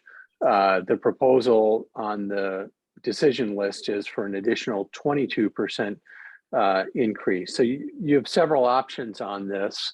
One, you could adopt it or you could partially fund it. But there have been questions from at least one assembly member on what would happen if Eagle Crest was brought into the CBJ pay plan. So I think some of you, or maybe all of you, are aware that Eagle Crest has its own pay plan. So it's out of sync with the CBJ plan. It's not a quick and easy question as to what bringing Eagle Crest into the CBJ pay plan would mean. It would take a while to analyze all the positions. And then there are a couple different things that could happen if we were to bring Eagle Crest into the pay plan. And there would be add-on things about whether or not Eagle Crest employees would be subject to the personnel rules. All that said, I do believe we have the proposal from the board for the 22%. Neither I or Mr. Hargrave or Mr. Rogers or Mr. Barr probably could give you a very good answer as to whether that's a good fix or the right fix. I do believe that the Eagle Crest pay plan has resulted in Eagle Crest having competitive problems, market problems with their wages. And I also believe that you don't necessarily need to understand and decide this tonight. This could happen later in the summer or the fall if we can get more information about what changes to the pay plan could mean. I think there are a lot of options here. I hope that's helpful. Thank you, Mr. Watt. Mr. Smith, and then Mayor Weldon. Thank you, Madam Chair. Just a correction. I was trying to jive with the numbers as well. I believe initially the Eagle Crest board approved a 7.5 increase, and that was funded from Eagle Crest revenue. This 210-ish thousand is to increase the pay scale by another 14%, getting up to a total of 22%. I thought I heard Mr. Watt say a different number, so I just want to make sure that we're clear there. I understand some questions on where we should go and what's the final fix? Is it bringing them into their own play plan? I would believe that it would be useful now, as we are in the budget process, to show a direction of, we realize these wages are below what they should be, some type of incremental increase in FY23, so that as the board goes through and works on their budget and pricing and hiring for positions coming into the next ski season, that there is a indication that we're going to, these wages are going to be increased. Just an idea for thought would be maybe saying half this amount with half of it paid for by Eagle Crest revenue or something. We will move it forward. We'll move it forward a little bit. They'll share in the cost, but we know the wages at Eagle Crest are too low and that we need to provide clear indication now. Thank you. Thank you, Mr. Smith. I have Mayor Weldon, then Mr. Bryson, and then Ms. Wall. And me. And then Ms. Glaszewski. Thank you, Mr. Smith. So I guess the main thrust of my motion tonight, or my objection, I should say, is they're getting a 7% increase, and that may or may not be enough, probably not enough, but I'm just saying that they need to have a plan before they go further, so they can always come back to us either later in the fall or next year and say, okay, here's our plan, this is what we're doing, and ask for a incremental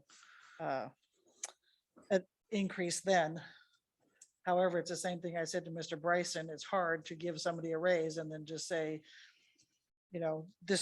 you're not really in that position after all, and then take it away. So I'm giving them a chance to, and I hope they work fast to come up with the plan. Mr. Bryson. Thank you, Madam Chair. And while I do appreciate Madam Mayor's advice to me, the one thing that I will point out is that while in government raises come once a year, we set them 3 years in advance, people can kind of predict. In the private sector, wages are changing weekly. You can't hire somebody this week, you raise the starting pay. So we're in competition, not with other businesses in Juneau, but we're in competition with other ski resorts around the country. We have made the effort to try to help bolster Eagle Crest where they can be sustainable all year round. But that does not change the fact that we're in one of the most volatile wage situations that I've seen as an employer. And so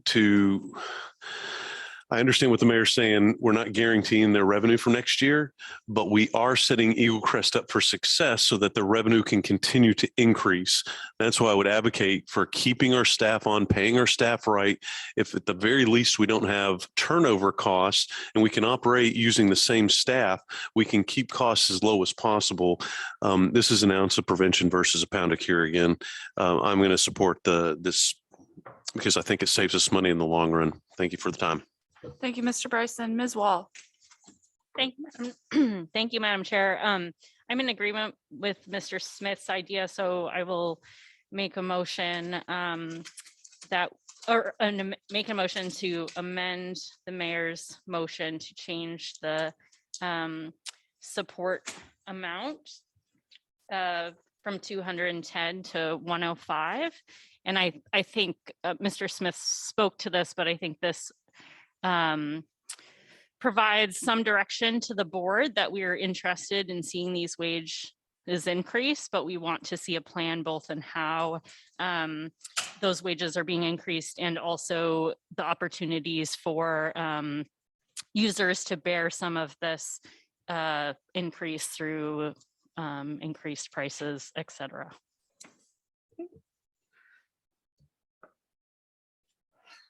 We have a motion on the floor. I am going to object, and I've been wanting to ask a question of Mr. Scanlon, and I think it's relevant to this motion. So yeah, Mr. Scanlon, when you were here last time, you said the board was planning a meeting that they were going to discuss rates, but there was some uncertainty about scheduling. Did that meeting happen yet? Thank you, Mr. Chair. We did set our meeting for the 18th. We're still finding, we want to do a hybrid in person and Zoom. So we're still figuring out which meeting room we're going to use. It may be downtown library and Zoom. One thing I can note is that the staff recommendation to the board is going to be for a 10% increase across the board through all products. So we can have an opportunity to anchor the revenue that's in the budget. If our yield or volume of sales are the same and we can keep that volume the same, but have that 10% increase, that could translate into around 140,000 in additional revenue. However, we never know how our yield is going to be, how our volume. So that 10% increase we feel is at least going to anchor our revenue projections that we've included in the base budget. Thank you, Mr. Scanlon. Ms. Gladysewski. Yes, Mr. Scanlon, a question, if I understood you correctly, you're saying you're proposing, possibly thinking about increasing your prices by 10%, and that would yield 140,000. Is assuming people still buy whatever your assumptions are, which I understand when you raise prices, you never know. But is that what I understand you to just say? I just want to make sure I understood. Through the chair, yes, that is correct. Okay. If we sold the same number of each product, right? Yeah, it would translate into around $145,000. But you won't if you raise prices. But okay, great. Yeah, and you know, and obviously weather and all. We've got all sorts of things that affect our sales rates. Yep. So. Thank you so much. Appreciate it. Okay, I am going to maintain my objection to Ms. Wall's motion. I don't think that the board has shown us that they have a willingness to work on this, and I don't want to leave Eagle Crest employees hanging if the board can't figure it out. And I think that the board strategy has just been to come to the assembly to ask for this. So I will object to Ms. Wall's motion. Ms. Hughes-Candies. Thank you, Madam Chair. Because of the mayor's initial motion, I'm seeking clarification on if this is truly an amendment to that and it's just reducing our share in it, or if it's something else entirely. So could you please restate that? My amendment was to change the amount of the mayor's motion, which I believe was to approve the 210,000. And she objected to it, but she can speak to whether that was her motion. You're changing it to 105. I'm changing it to 105. Chair Treem, can I try and ask a question for this side of the room's understanding too? I think our question about the motion is going to be, is it 105,000 of general funds and that's it? Or is it 105,000 of general funds and 105,000 of Eagle Crest revenue? So that we would increase their total budget by 210,000, but only increase their general fund support by 105. That's going to be our question to clarify in the motion. Ms. Wall. Is, I suppose, what my intention would be. The one about that my amendment was to change it to 105 from the general fund and 105 from the Eagle Crest budget. Okay, we clear? You're clear? We're clear. Mr. Smith. Just wanted to run that by the Eagle Crest manager for comment, please. Yes, I believe I'm clear on the intention of the body. It would be greatly appreciated to see that additional support in general funds. I think that can do a lot in moving our wages up. We'd want to make sure we're sustainable in our projections, whether we could do that full 14% increase.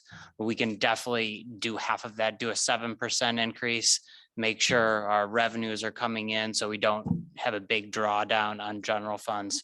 It would be much appreciative. I know my staff, it would mean a lot to everyone and would just show the assembly support for us to keep moving our wages up incrementally. Ms. Gladys. I support this motion and I appreciate the mayor's motion about, or comments about getting a plan. And I think this allows that to happen. I mean, and as to whether or not Eagle Crest staff should be on city salary schedule, surely that will raise the cost of Eagle Crest. And so I think we're getting good employees for a lot less money and who want to ski. And so I think they should be paid more. So I support this Ms. Wall's amendment. Ms. Wall. Thank you, Madam Chair. I just want to make it clear that my intent is with this amendment is not that we only raise the Eagle Crest wages a certain amount. I would like to see us raise them as much as we can and cover the additional raises through revenue as opposed to general funds. And just to be clear, kind of similar to the school district budget, we can't force them to do that. Is that correct? Chair Treem, you can direct, I mean, Eagle Crest is an enterprise, quasi enterprise. You can direct Eagle Crest to do anything that's legal. But how is this different than the first time around? Then with the school district? No, than the wage issue that we dealt with in January when we were told that the board sets the wages. Chair Treem, that is correct. The board does set the wages, but you as the assembly have full authority to direct any enterprise to do anything that's desirable. You can direct Eagle Crest, you can direct the airport, you can direct the hospital. You choose very rarely to do that because our method of governance is that you appoint independent boards to do that. But you know, the assembly has every right to direct the enterprises to do anything. Okay, so Ms. Wall's motion would accomplish that. I believe so, or certainly maybe in all practical reality, if this motion passed today and then the Eagle Crest board did something else, I assume that you would be replacing the Eagle Crest board. So yes, I mean, the Eagle Crest board will follow direction from the assembly. Need a question now then. Ms. Gladys. So I thought that this was authorization, this would be authorization to spend 200 and whatever the number is, 10,000. But Mr. Scanlon just suggested that if with the additional 105,000 from the general fund, they might be able to only raise the wages by 5% instead of 10% or whatever the percentage. I don't know, but to me, this is not a motion directing them to raise it by a certain amount. It is money to tell them to raise it as much as they can. That's what I think. Is that correct, Ms. Wall? That was what I was trying to say in my amendment. When I said intent, I didn't mean what my amendment said. I just said, from my opinion, what I would like to see is the Eagle Crest board decide to spend some of their revenue on increasing wages. I'm not directing the Eagle Crest board to do that either, but I am making an amendment that we only provide $105,000. Okay. Okay, Ms. Euskandis. Thanks, Madam Chair. I think maybe I don't have a question. I think maybe I have an objectment. That's where I'm at. I think I object potentially to this. I'm very torn. I'm completely torn on this one because we're in a crazy labor market. I want the people who work at Eagle Crest to be paid fairly, to be paid well and feel supported. But I am one of those members who asked about the feasibilities of bringing Eagle Crest in under our normal HR, our normal salary schedules, because I think obviously they deal with a lot of challenges, as Mr. Bryson points out. They're a strange quasi-enterprise animal.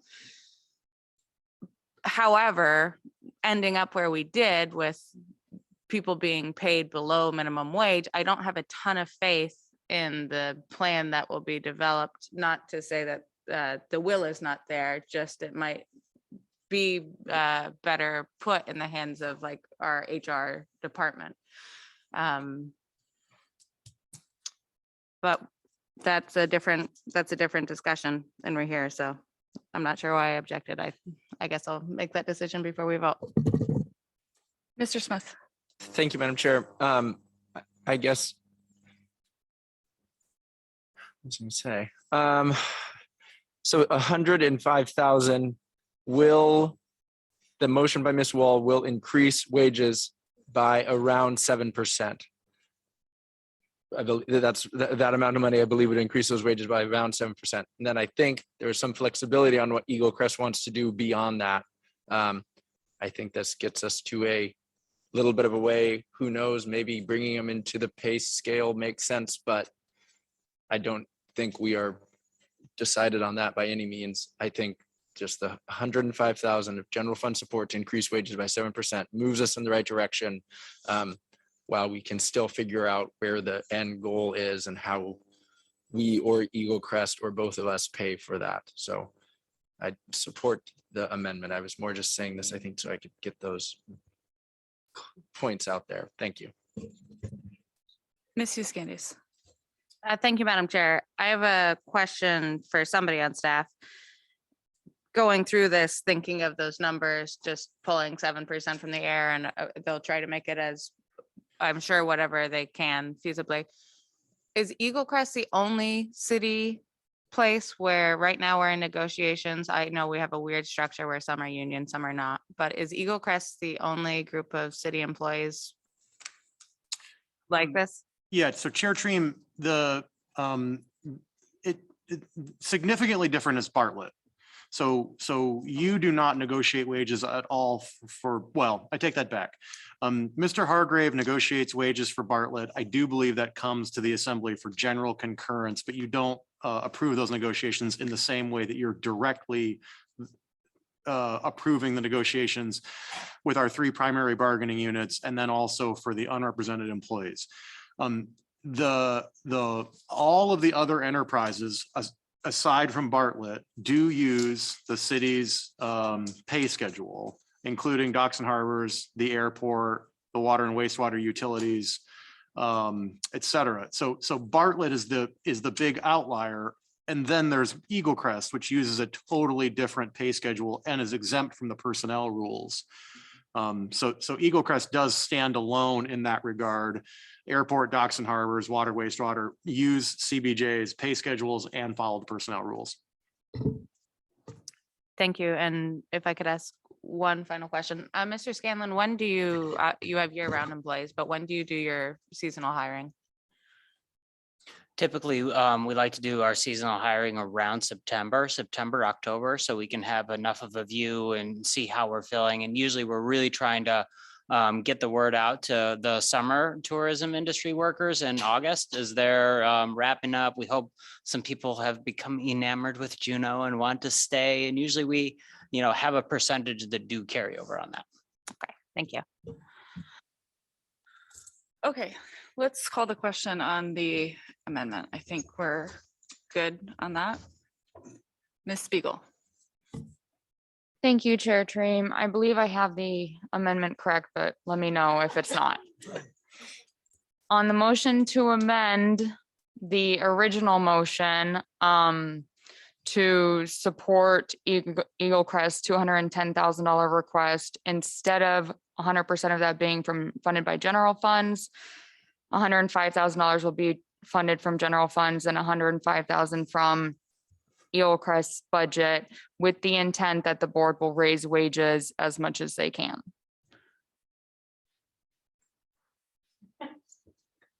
Madam Wall. Chair. I'm sorry that I have confused this. I think what I want this to be is just a reduction in the amount of general fund funding to 105 as opposed to splitting the 210 between 105 and, sorry, between general funds and the Eagle Crest revenue. We're all clear on that. Okay, go ahead. Thank you for the clarification. Assemblymember Wall, Yes. Assemblymember Smith, Yes. Mayor Weldon, No, Assemblymember Hughes Scandies, No. Assemblymember Gladysevsky, Yes. Assemblymember Bryson, Yes. Chair Treem. No. Motion fails, 4 ayes, 3 nays. Mr. Smith. Madam Chair, I'd like to amend the motion for 55,000 in general fund support and 55,000 from Eagle Crest funds to increase wages. And I'd ask for unanimous consent. Okay, and I just want to make sure this is general fund 55,000, Eagle Crest 55,000 with an instructions more or less about what to do with that. Okay, you guys clear on that? Okay. Is there any objection to that motion? I'll object. Okay, Ms. Spiegel. Thank you, Chair Treem. Assemblymember Smith, Yes. Assemblymember Gladysevsky, Yes. Assemblymember Wall, Yes. Mayor Weldon, No, Assemblymember Hughes Scandies, Yes. Assemblymember Bryson, Yes. Chair Treem. Yes. Motion passes, 6 ayes, 1 nay. Okay, and we are back to the amended motion. Any objection to that? I object. Okay, Ms. Spiegel.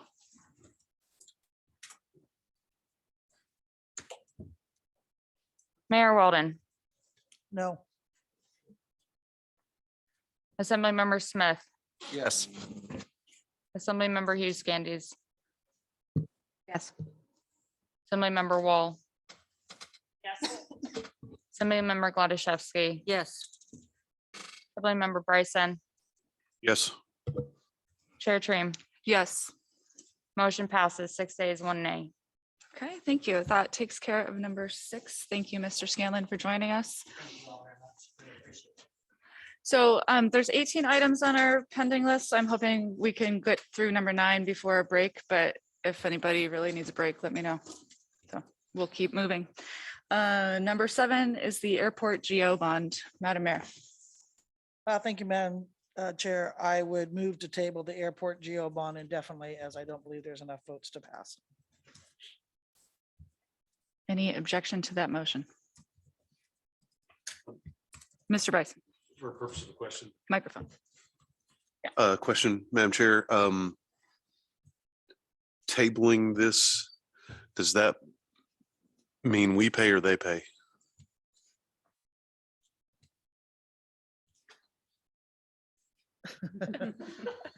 It, they pay. Well, I'll object to that, Madam Mayor.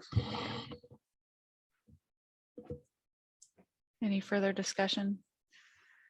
Okay, Ms. Spiegel. Thank you, Chair Treem. On the motion to table the airport GO bond indefinitely, Mayor Weldon, Yes. Assemblymember Wall, Yes. Assemblymember Bryson, No. Assemblymember Hughes Scandies, Yes. Assemblymember Smith, Yes. Assemblymember Gladysevsky, Yes. Chair Treem. Yes. Motion passes, 6 ayes, 1 nay. That was number 7. Madam Chair, Oh. could we take a break now? Okay, sure.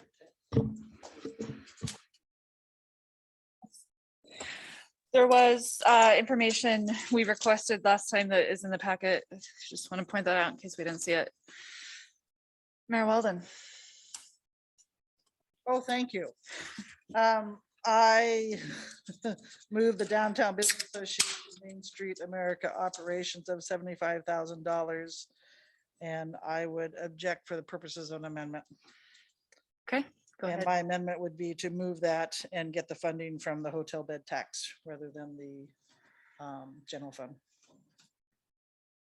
Okay. Any questions? Not any objection to that motion? Okay, that motion, the amendment passes. Main motion, Mr. Smith. Thanks. Another amendment, I don't know if this is the perfect time to do it. I have questions on what that $75,000 is yielding and if that number should be reduced some. I don't know if I can ask that staff work with them to make, or just maybe in the future, look at reducing that by half for next year.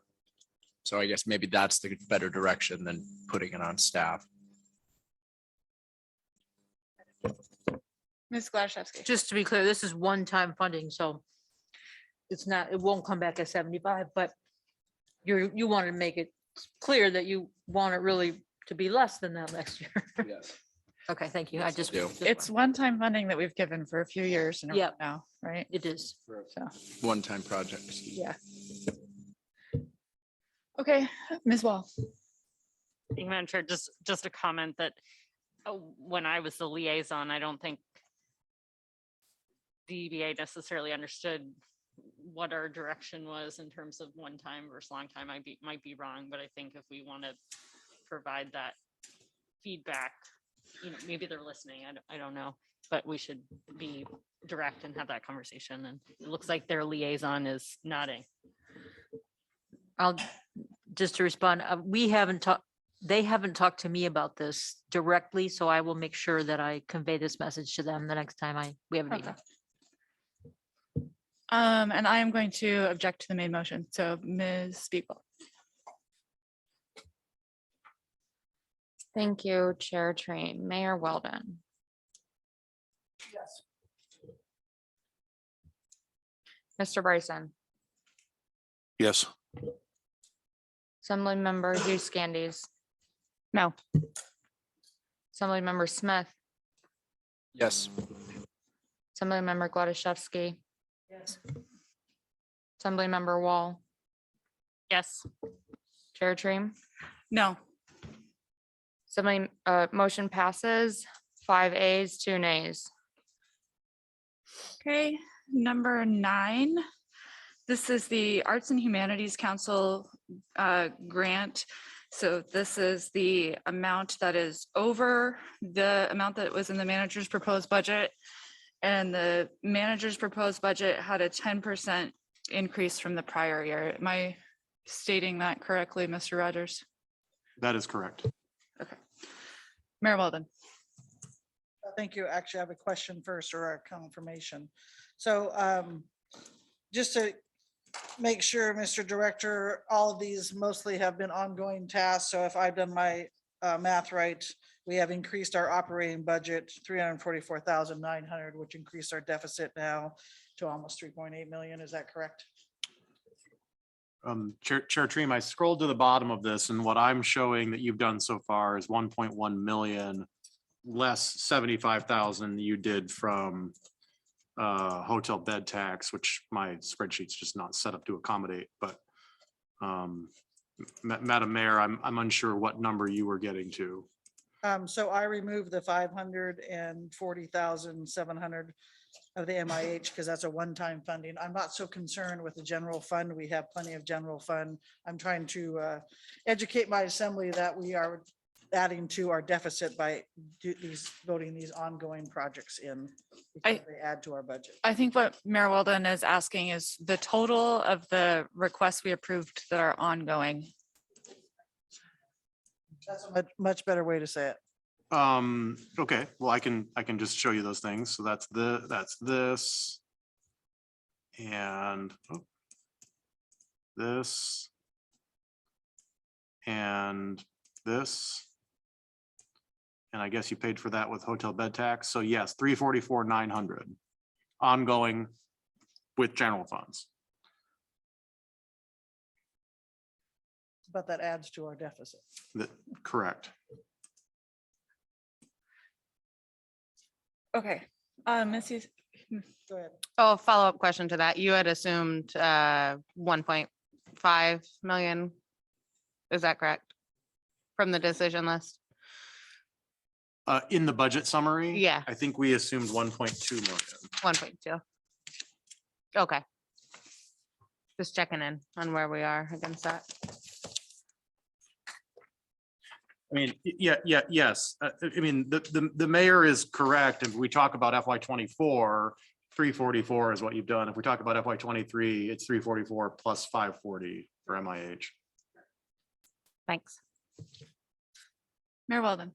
Madam Chair, if you'd indulge me, what I'm trying to point out is we're taking stuff from general fund and everybody thinks we have lots of general fund, but we're adding to our operating budget, which is in a deficit. That is my point. So every time we vote for an ongoing item, we're adding to our deficit. And it's just going to get worse from here on out. So in 2 years' time, an assembly is going to have to make hard decisions on raising taxes or reducing government to make up for things we're doing today. Would you like to make a motion? Never mind, Mr. Smith. Madam Chair, I would move that we table amendment or item 9 and ask for unanimous consent. Mayor Weldon. I'd object for purposes of a question. I'd ask Mr. Smith why he thinks we should table it. At this point, we are at the end of our making decisions. We need to make a decision unless he knows of another funding source or something that's kind of ongoing. I was just tabling it because, or I was just a motion to say we've increased this by the managers increased this by 10% this year. And putting that away and not making them have to vote on it. But anyway, that my motion is just to say we are putting this away. Definitely. You're trying to do the same thing that we do with the geo bond. Yes, table indefinitely. Thank you. I move that we table amendment or decision list item 9 indefinitely. Any objection to that? I'll remove my objection. Okay. I see no objection, so that motion passes. Thank you, Mr. Smith. Now we are on to number 10, Juneau Community Foundation. Mayor Weldon. I would move Juneau Community Foundation. I'll try the same thing, Mr. Smith, table this indefinitely. I'd ask for unanimous consent. Okay, we have objection. Missy Scandies. Oh, thank you, Madam Chair. I didn't want to jump in the front of the line, but I will. I appreciate that the manager already increased this to deal with inflation. This is one of those items, the point is well taken by the mayor that anything we add on here is adding to our ongoing expenses, and we need to either be thinking about what we're going to cut to pay for it, or we're going to need to think about what we're going to do to generate that revenue. And the sort of decision-making that we all have our own things that we're thinking about, and when we look at this list, but this is one that I truly feel like some of the services that are provided via grants through the Juneau Community Foundation are something that are necessary, are almost a bit of a bargain for taking care of services that are necessary in the city. And knowing, I appreciate the 10% increase, but knowing that the last time it was adjusted was 2015, and knowing what inflation was this year alone, unless I have that wrong. I think Ms. Gilbread's request is a necessary thing for the social services in town to keep doing their thing. Mr. Bryson. Thank you, and thank you to Ms. Candies, who eloquently stated a whole bunch of the points and feelings that I have.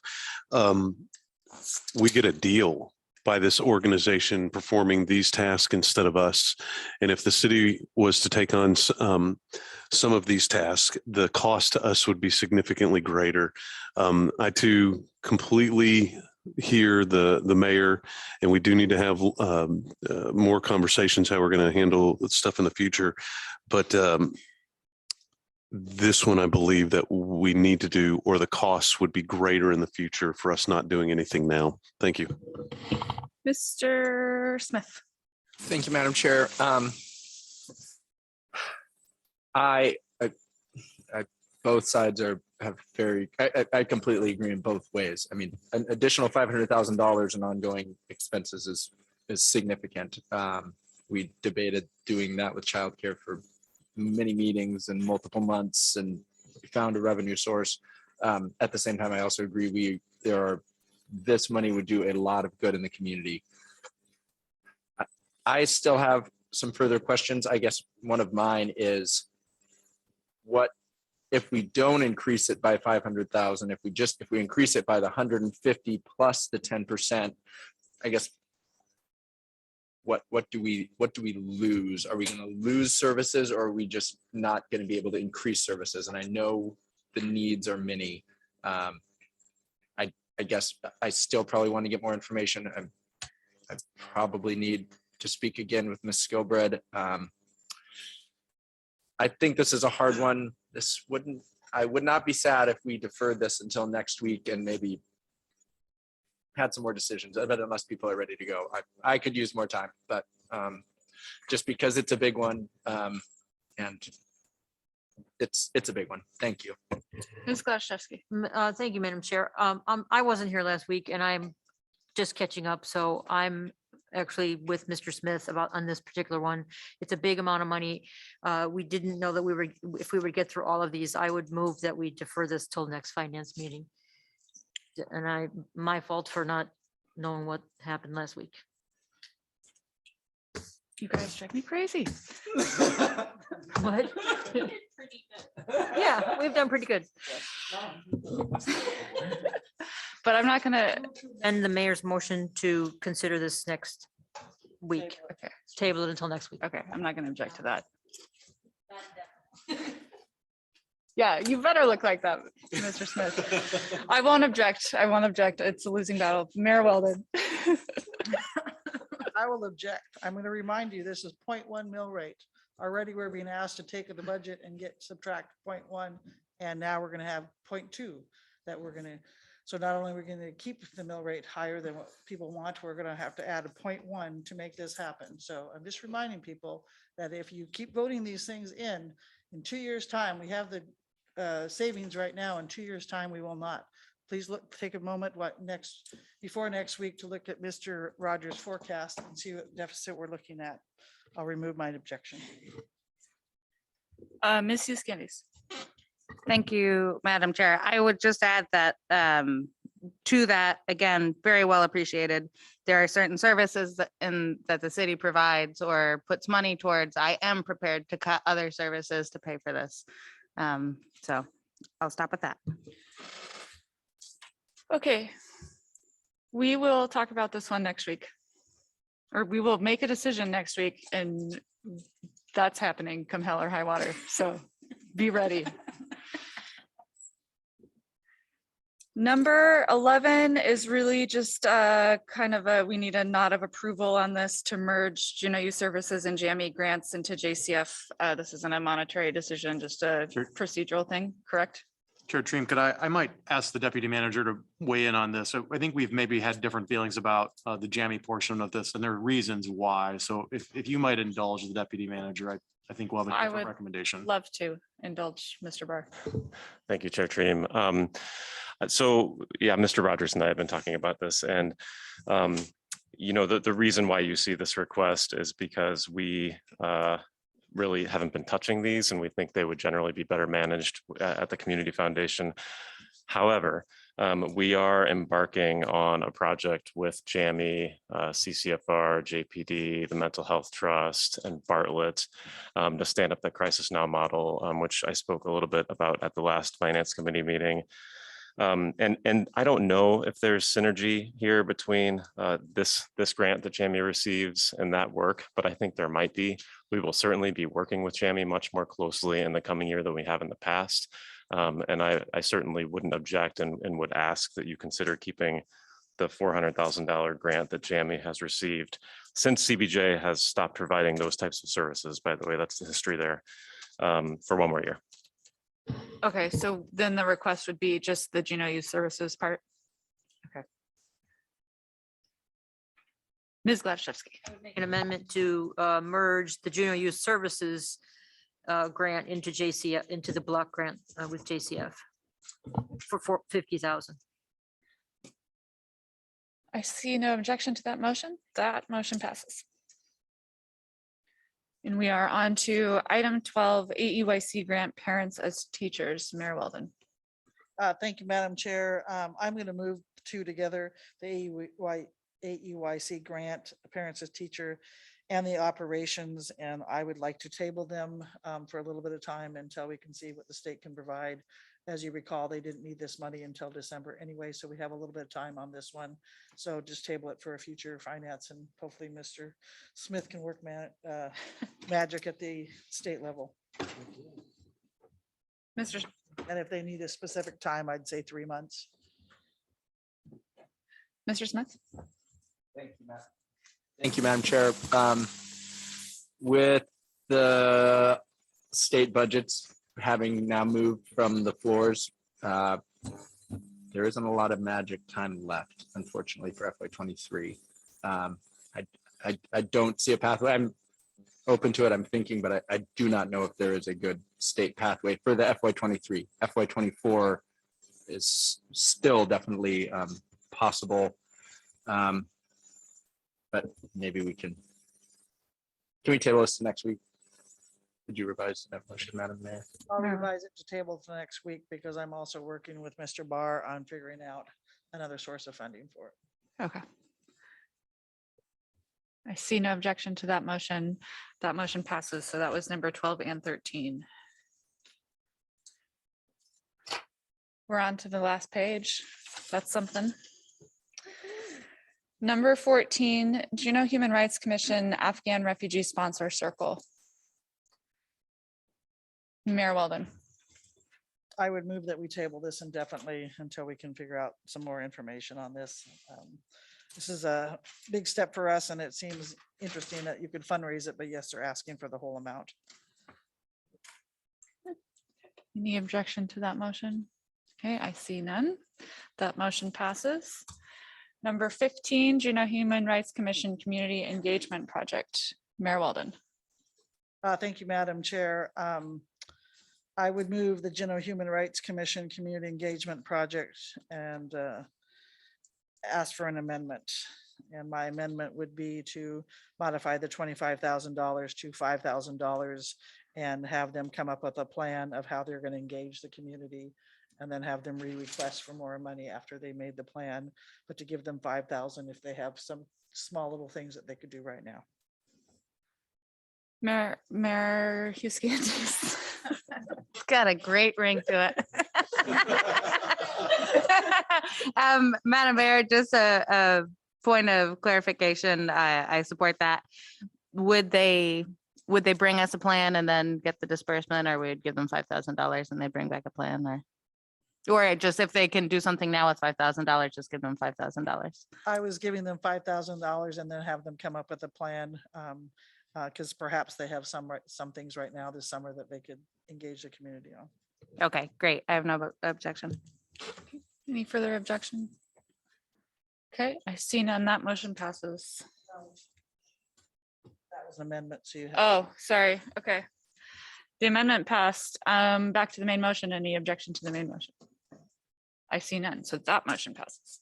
Madam Chair, Ms. Glashow. just about the amendment or not the amendment, just because it's on here doesn't mean it's the motion. I mean, couldn't you have made a motion for 5,000?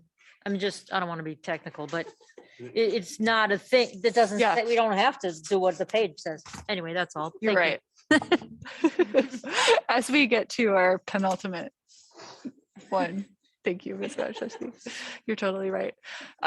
Number 16 is the Juneau Festival Committee. Mayor Weldon. Thank you, Madam Chair. I would move the Juneau Festival Committee $6,200, and I would also ask Mr. Finance Director for these kind of things for a small amount of money that we've given probably 20 years to, that we don't need to come for this small amount of money before the assembly. Got that? Okay. Any objection to the mayor's motion? I see none. That motion passes. Last item, number 18, Alaska Heat Smart cash flow reserve. Mayor Weldon. Thank you, Madam Chair. I unfortunately didn't have a chance to talk to the finance director before. This is the one question I forgot to ask him. But this is what I would like to do, Mr. Director, and you can tell me if I can do it or not. I would move the Alaska Heat Smarts Grant cash flow reserve of $108,000, but take it out of the Affordable Housing Fund. Mr. Rogers. Chair Treem, you can fund any of these requests from any fund that you want for which that fund is eligible or prudent. Sorry, Mr. Bryson. Thank you. All right. It's all right. It's been a long night. Shoot, I forgot the question. Sorry. No, my question is, if this $108,000, my understanding is that they didn't need to necessarily spend all 108. They need to have it on hand so it could be a cash flow mechanism. So we won't be giving up the money. We'll just be letting them use it a little bit. Thank you, Mr. Bryson. That is my plan, that if they don't have to use it and they can give it back, that would be excellent. But just giving them permission to use it. So more like a credit line, if you will. Sounds good. Thank you, Madam Mayor. I would be more comfortable just giving them the money. Is that something that you can do administratively? Chair Treem, I would need to consult with Mr. Palmer. We don't typically use the budget mechanism to make loans. Normally, when we make a loan, which we do sometimes, but fairly rarely, we make a loan through an ordinance process that specifies the terms of the loan and the repayment and all of that. If you appropriate $108,000 to Heat Smart, I'm not going to have any direction or structure on how to ask for it back. It will be a grant. Mayor Weldon. All right, so let me redo mine. I would move Alaska Heat Smart grant of $108,000 and take the money out of Affordable Housing Fund, and I'd want it to be an appropriation. Thank you, Mr. Bryson, but doesn't sound like that's going to work. What your idea was. Mr. Bryson. I wanted to offer an amendment. Okay. While I understand their cash flow needs for that 108, I think that still might be high, and they can also use some of their other funds to offset this. I would make an amendment for $58,000 to come from the Affordable Housing Fund as a grant. Okay, I will object to that. I think the issue is that they can't use their other funds, and that's why they need the cash flow reserve. And I think if you look at the nearly $3 million they've received in grant funding from other sources, this is a really great way for us to get that return on investment here in Juneau. And I think similar to something Ms. Tiscanes was touching on earlier, this is an organization that is providing a service that we as the Assembly have decided we want to, but look, we have this specialized group that can do it for us and can do it efficiently. So I think they asked for $108,000 because that's what they need. So I would object to your amendment. Ms. Spiegel.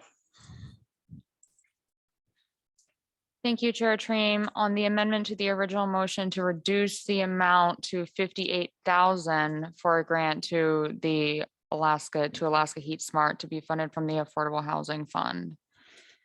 Assemblymember Bryson. Yes. Assemblymember Smith. No. Mayor Weldon. No. Assemblymember Hughes Scandies. No. Assemblymember Wall, No. Assemblymember Gladysevsky, No. Chair Trim. No. Motion fails, 1A, 6 nays. Okay, and that returns us to the main. That returns us to the main motion for the full amount from the Affordable Housing Fund. Any objections on this main motion? I see none, so that motion has passed.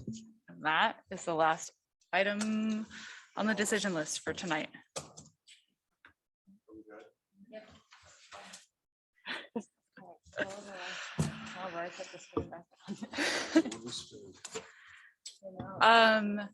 Yeah, Mr. Rogers, we'll give you a few minutes, but could you let us know what our total from tonight is? Yeah, so Chair Green, it's a little complicated because the spreadsheet thinks that you're doing things with general funds and the mayor has changed some things.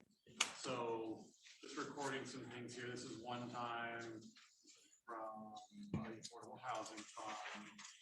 So now it would look to me, thank you. It would look to me like you have spent, I'm sorry. Bear with me here. It would look to me like you have spent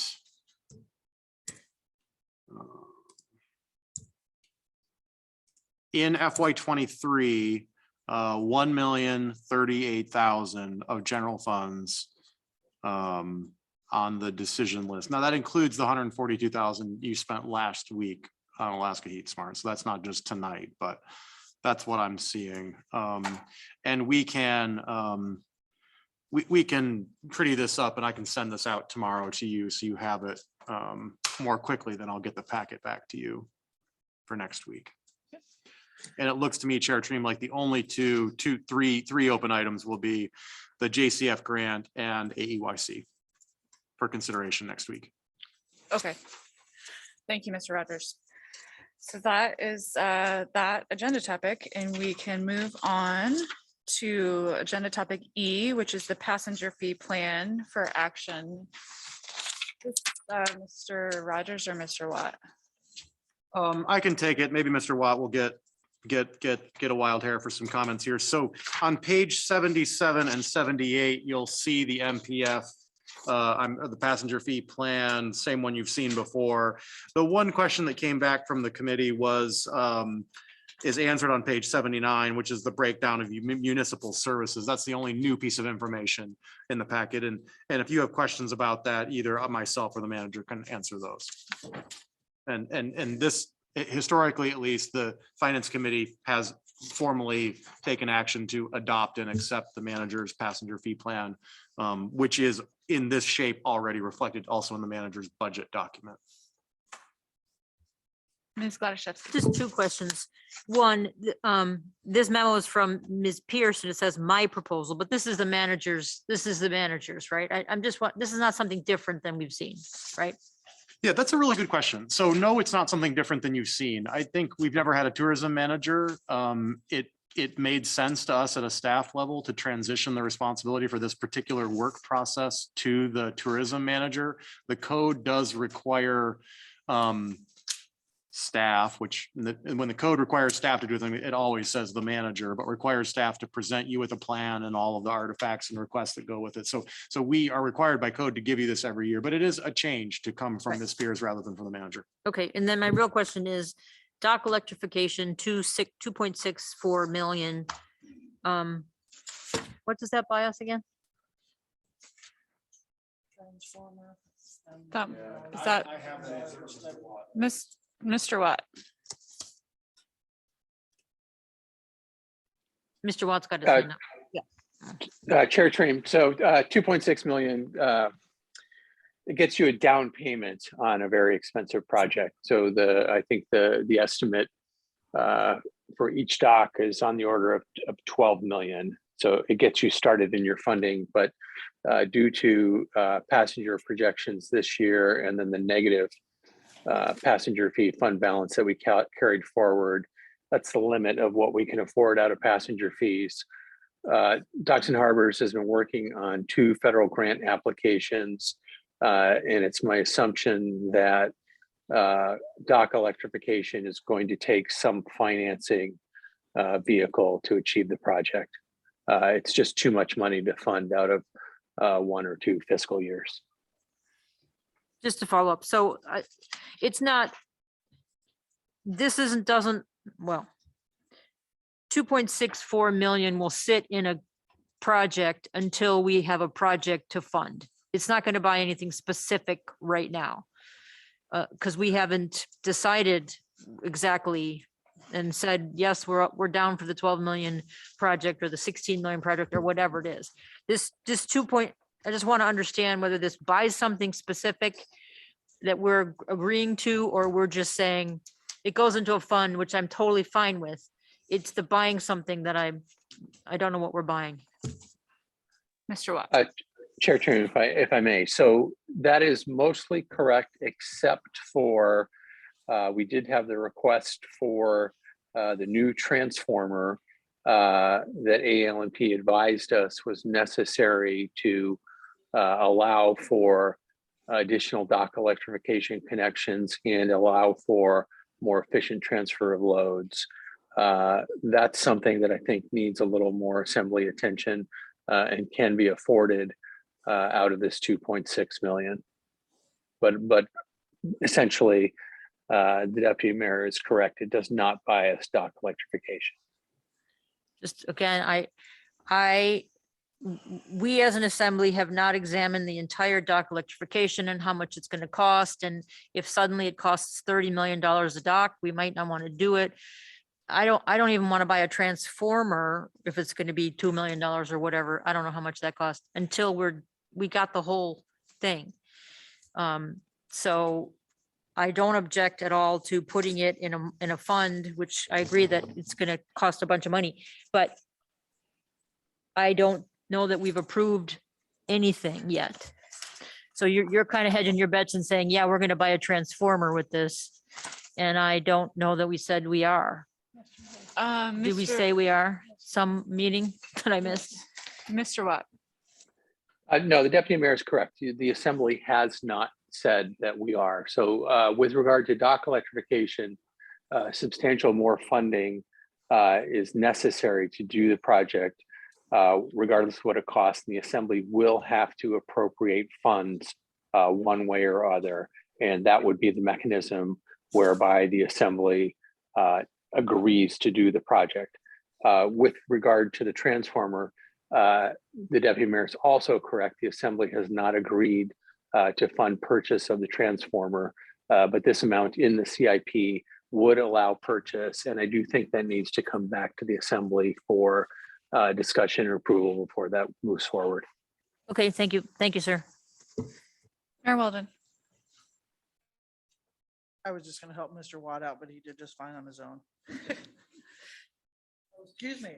I move and adopt the expenditure passenger fee plan and ask for unanimous consent. Ms. Candies. Thank you, Madam Chair. I'm going to object just to say, for the purposes of a comment, and say that I think we need to closely examine in future years the funding that we are giving to AJ Dock and Franklin Dock, but I'm assured by my conversations with Ms. Pierce that we are looking into our relationships and to making the docks all interchangeable. So I'll remove my objection, but it kind of rubs me the wrong way to put public funds into private docks that are profiting. Thank you, Ms. Candies. I see no other objection, so that motion passes. Or no objection because you removed those. Okay, next item is info only. We don't have to do anything with this. This is just presented to us so we know. It's the FY23 Youth Activity Grant Funding. Mr. Rogers, is there anything you want to tell us in particular? No, it's, thank you, Chair Treem. This request follows previous year's procedure for the youth activity grants. It is within the amount to be dispersed is in conformance with the manager's proposed budget. It's no additional funds. The code doesn't require you to approve these. It has been historically the case that we've given them to you for review. That's why they're here. Yes, and the spreadsheet is so nice. We have it twice in our packet. Mayor Walden. That was my question. We have this right. It's not supposed to be one. But since you have me, I'm gonna ask a question that probably Mrs. Buchanan asked. Do we know why there was 0 for Revelation Lutheran Church? Did they withdraw their request, or do you know anything about that? No, okay. Were you also just going to say no, Mr. Barr? Okay, thank you. Okay, thank you. Okay. So our last item on the agenda is info only again.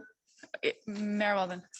I think we're remiss and didn't thank the youth activity advisory for doing their grant. Yes. See how hard it is for us, so it must be hard for them. Just having seen people who have been on this, it is hard. They have all these things, they have to read them. It takes a long, long time. Really appreciate their work. And they, you know, there's always conflicts between arts groups and sports groups and how much for it. So it's not a small thing. So I thank you, Madam Mayor, for thanking them, and I thank them as well. Thank you. Okay, last item, again, info only, sales tax on food. Mayor Weldon has an idea and she would like to use this time to just prepare us for that idea. So Mayor Weldon, take it away. Okay, I have an idea, but I think this is the first time that we've actually seen a couple ordinance, so I didn't know if the director wanted to speak to those first or before I talked about mine.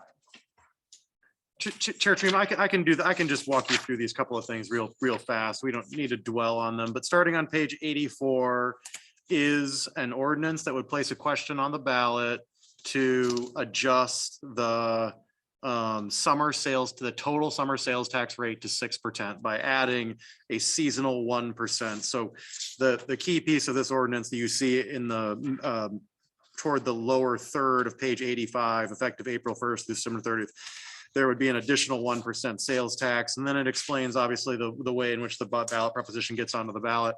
And then starting on page 88 is an ordinance that would exempt SNAP eligible foods if and only if the ballot measure described in the previous ordinance is adopted by the public. So that's the way that Mr. Palmer has orchestrated this. So those two ideas will go together. They will be on the ballot really as effectively one question, but it gives the public clarity that this is something you have already, this ordinance exempting food is something you've already done. It's just contingent on the ballot measure passing to increase the tax. So that's those two ordinances. They go together. That accomplishes your stated goal from the last meeting and from the cow.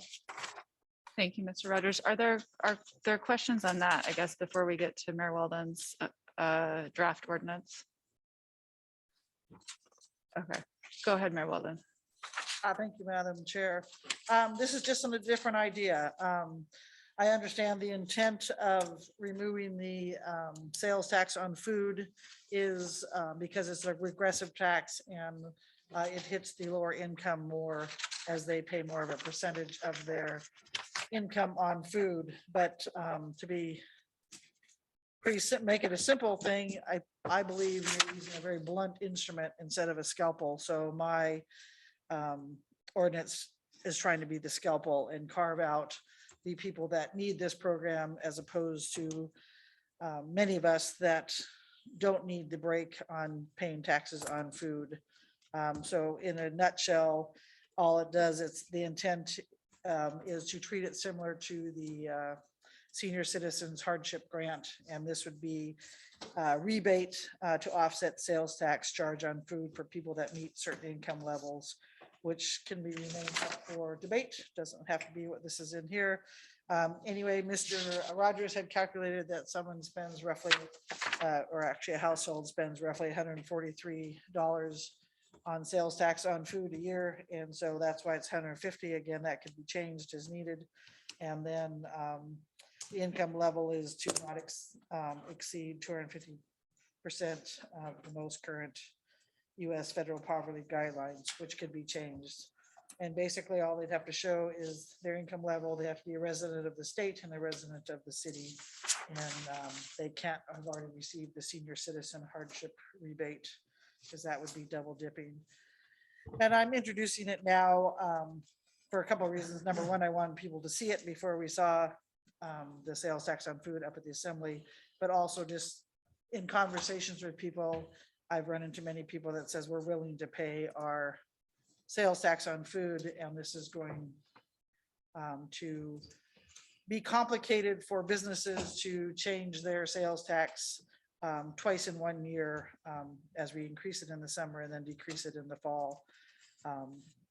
And also I've had a number of people come to me and say, the summer you're going to hit us harder because that's when we do a lot of our summer projects like painting, building, sheds, garages, houses, whatever, gardening and all that kind of stuff. So this is just another idea that's trying to meet the same intent of the removing the sales tax off food, but just trying to be more deliberate in the audience it affects. And I'm open to any questions. Okay, and just, this is absolutely a time to ask questions, but we're not making a decision, so don't feel pressured. Ms. Gladaszewski and then Mr. Bryson. Thank you, Madam Chair, and I appreciate the mayor's trying to do something different. And so to evaluate this, I'd need a fiscal note on the various options, because it's going to cost money too. So how much would it cost if we gave 150 to the 250%? How much would it cost if we gave 200 to the 100, 200 or 300%? And what are the income levels? Because it'll cost something, and then we could see how that works out. I mean, the point of raising the sale of putting to the voters, raising the sales tax rates is to make up for taking sales tax. Anyway, blah, blah. It's going to cost some money. So we need to know how much and what the various levels are. And also your calculation of $143. I didn't frankly put much credence in it because it was kind of a guess times a right. So I don't know if that's how close that is to anything, to tell you the truth, because you did it a while ago, and so it's kind of whatever. So if you have anything on that, or maybe it doesn't matter, we just pick a number and say $200 or whatever. So I would personally ask you spend less time on that and more time on the other thing, if that's what I would need to figure this out. Thank you. Okay, Mr. Bryson.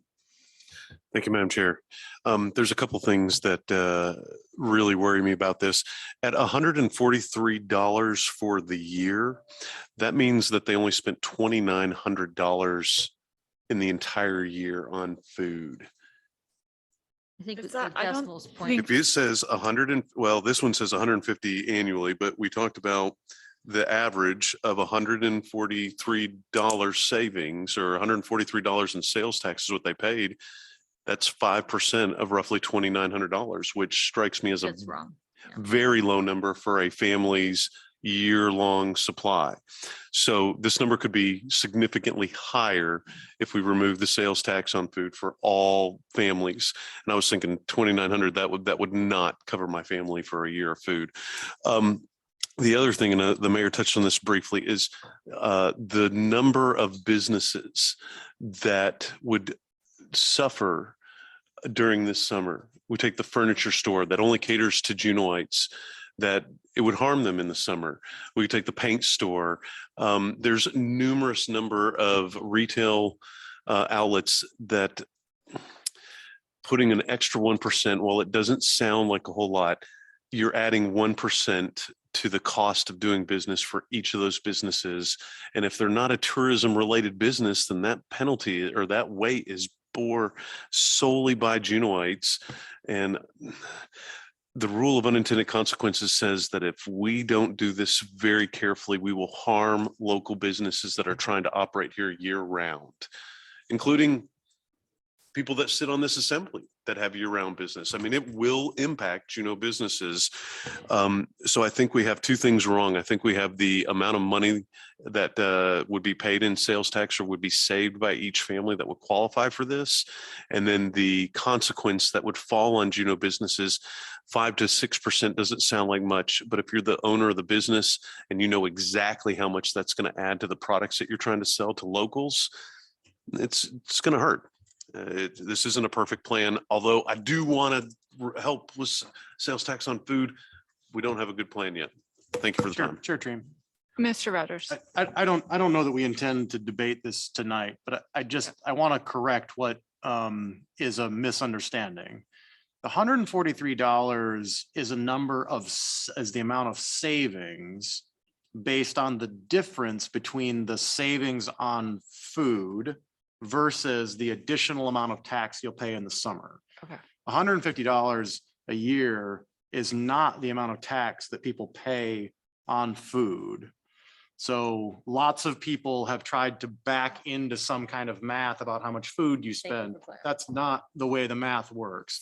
The $43 is a measure of saving 5% on all your food year round, and then spending an additional 1% on all of your non-food for 6 months. That's the way the calculation works. So I just caution you about trying to back into something else with that number.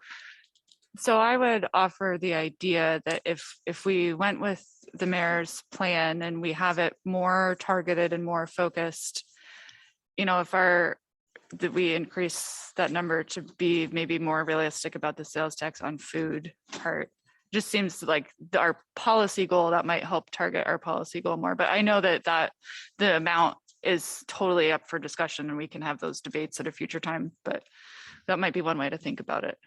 So Mayor Weldon and then Mr. Bryson. Right, and with that information, I'll work with the director and come up with a better amount. Yes, that's.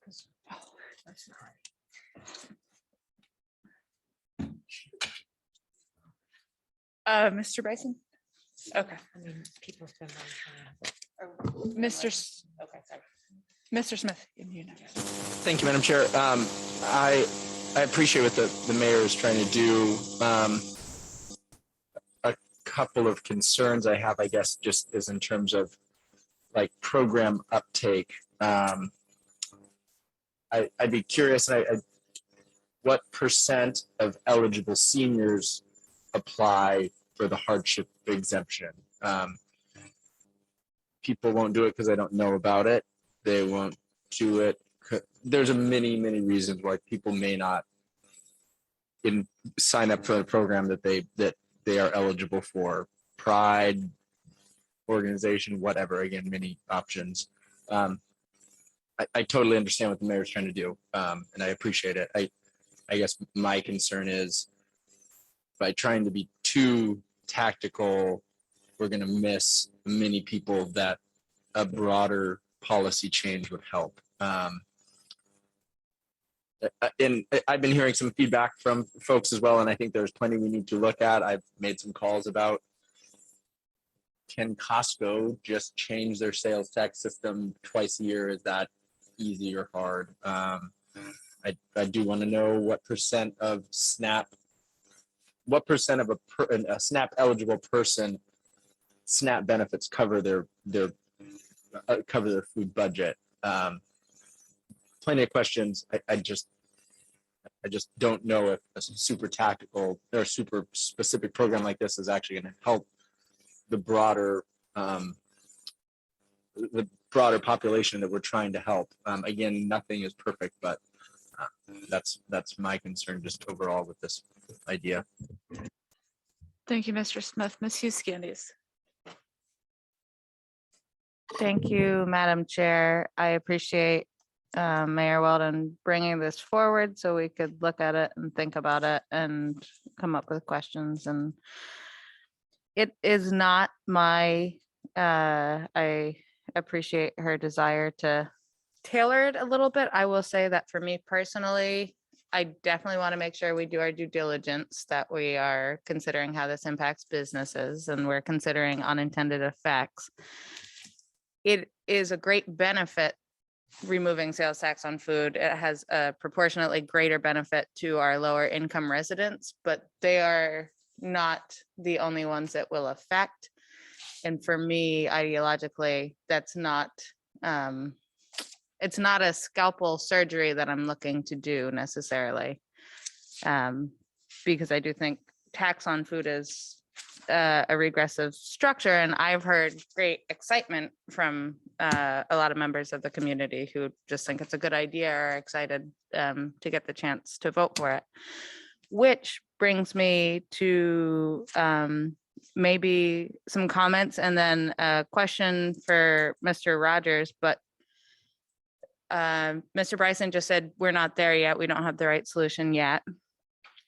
I am hoping to plant in your minds as another alternative to going to the ballot. Mr. Rogers, could you tell me that the adjustment to the mill level that would cover this? We talked about this earlier with our estimated hole that removing sales tax on food would create. What level of adjustment would be necessary to fill that? Yeah, thank you. So, you know, we can get precise math on this too. I could take 2 seconds and pull it up, but I don't know that it matters. One mill generates about $5.5 million. So if what we're talking about is exempting $6.2 million of food, you get, you know, the vast majority of the way there with a 1.0 mil increase to the mill levy. We could feather that out to something like 1.1 something if you wanted to make it up perfectly, but 1 mils really gets you into the ballpark for sure. Yeah, thank you, Mr. Rogers. I would just ask members to maybe stew on that, because that is a simpler way of filling the hole, if that is something that we'd be comfortable doing, and it kind of prevent some of these, some of the initial problems that have been brought, or potential problems with the way that we're considering doing it now. So I just put that in people's heads. That's something that I would be interested in. And additionally, if we made that change, that's not a contingent on, it's not contingent on the ballot. Okay, that I wanted to clarify that. So if we did that strategy, we don't need voter approval to exempt food. We don't need voter approval to change the mill rate, but we do have to change the set the mill rate by June 15th. Correct. Chair Dream, those are all correct. Ms. Gladszewski and then Mayor Weldon. So since we're still talking about ideas here, you know, we already asked the manager or the lawyer to write the seasonal sales tax ballot measure. We obviously haven't passed it. And there's some concern from the business community and others regarding the seasonality of it. And there may be more support for a year-round 5.5% than a seasonal 5 and 6. I'm just putting that back out there because that's some of the objection for, you know, we were trying to make it simple math 5 and 6 instead of 5.27 or 5.75 or whatever the number is. I'm just saying we could, if we're still thinking about things, I think we should still keep that on the table, a year-round something.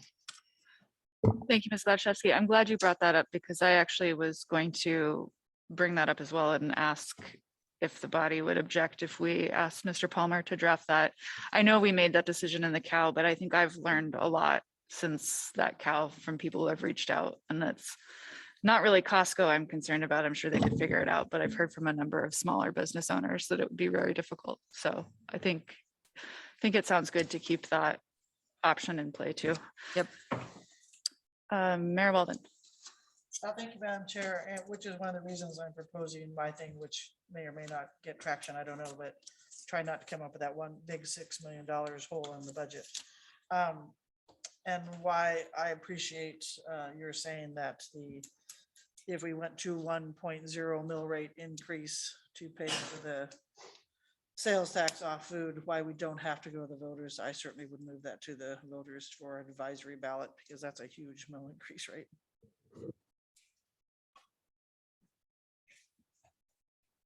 Mr. Smith. Thanks. Just another question on this idea. Mr. Rogers, what kind of staff time goes into processing the senior hardship applications, whatever? Anyway, any numbers on that?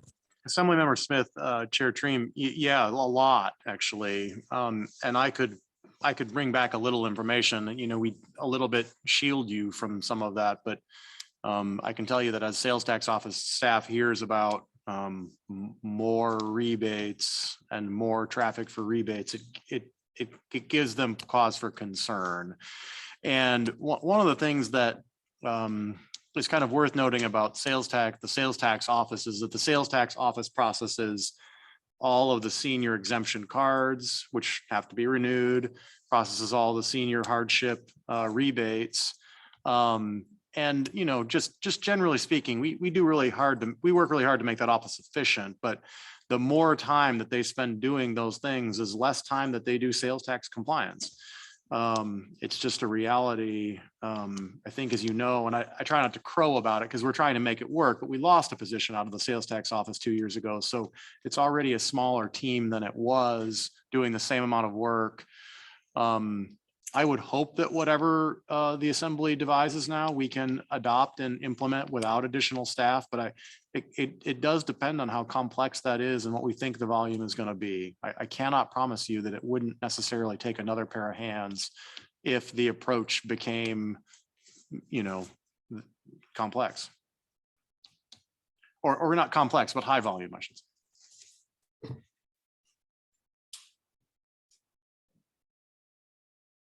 Okay. Are we good on this topic? We're definitely going to talk about it again, so no need to. I'll just say Go that ahead. that part about would it require people is into the fiscal note issue is, I don't know. Chair Treem, I think process wise, I think the plan we're on is to put the concept of sales tax on food on the June 1st regular finance committee meeting. So we will meet, the finance committee will meet next week, do all the things that it needs to do to finalize budget, including the decision list, and pass the ordinances out. And then there is a meeting held on the May 25th, which I think we will probably not have unless the chair calls that meeting, but then we will meet on June 1st. And that will be a meeting, and we'll try and not overload that agenda. I don't think I have that much. I think we have McKinley's research report. So there are one or two things that else on the agenda, but I think we'll try and reserve that agenda principally for continuing the conversation about sales tax on food, which we just pick up again from the cow. And the thing that I would ask is if you have specific questions or lines of inquiry or desires for research, send them to me as soon as you can, and I will try to deliver as much as possible in the packet for the first. Knowing that there's already a lot been said and written on this subject. Yeah, that's it. Thank you. And we do have that meeting on the 1st. I would like to cancel the July meeting. So if we can't do everything we need on the 1st, it's not going to be my fault that we're meeting in July. Ms. Gladys. Can I ask, Madam Chair, why we would, because we keep doing this, every time we talk about it, we ask you 5 more questions. 10 more questions, however many we asked. Could we just start on the 25th? Is there a reason you want to just skip a meeting because you're tired? Or in other words, have on the 25th and on the 1st as well, because this is kind of complicated. Is that a thing, or did we want to cancel that for another reason? I would love to not have that meeting, but I think that's probably how we're all feeling. Ms. Hughes-Candies. Thanks, Madam Chair.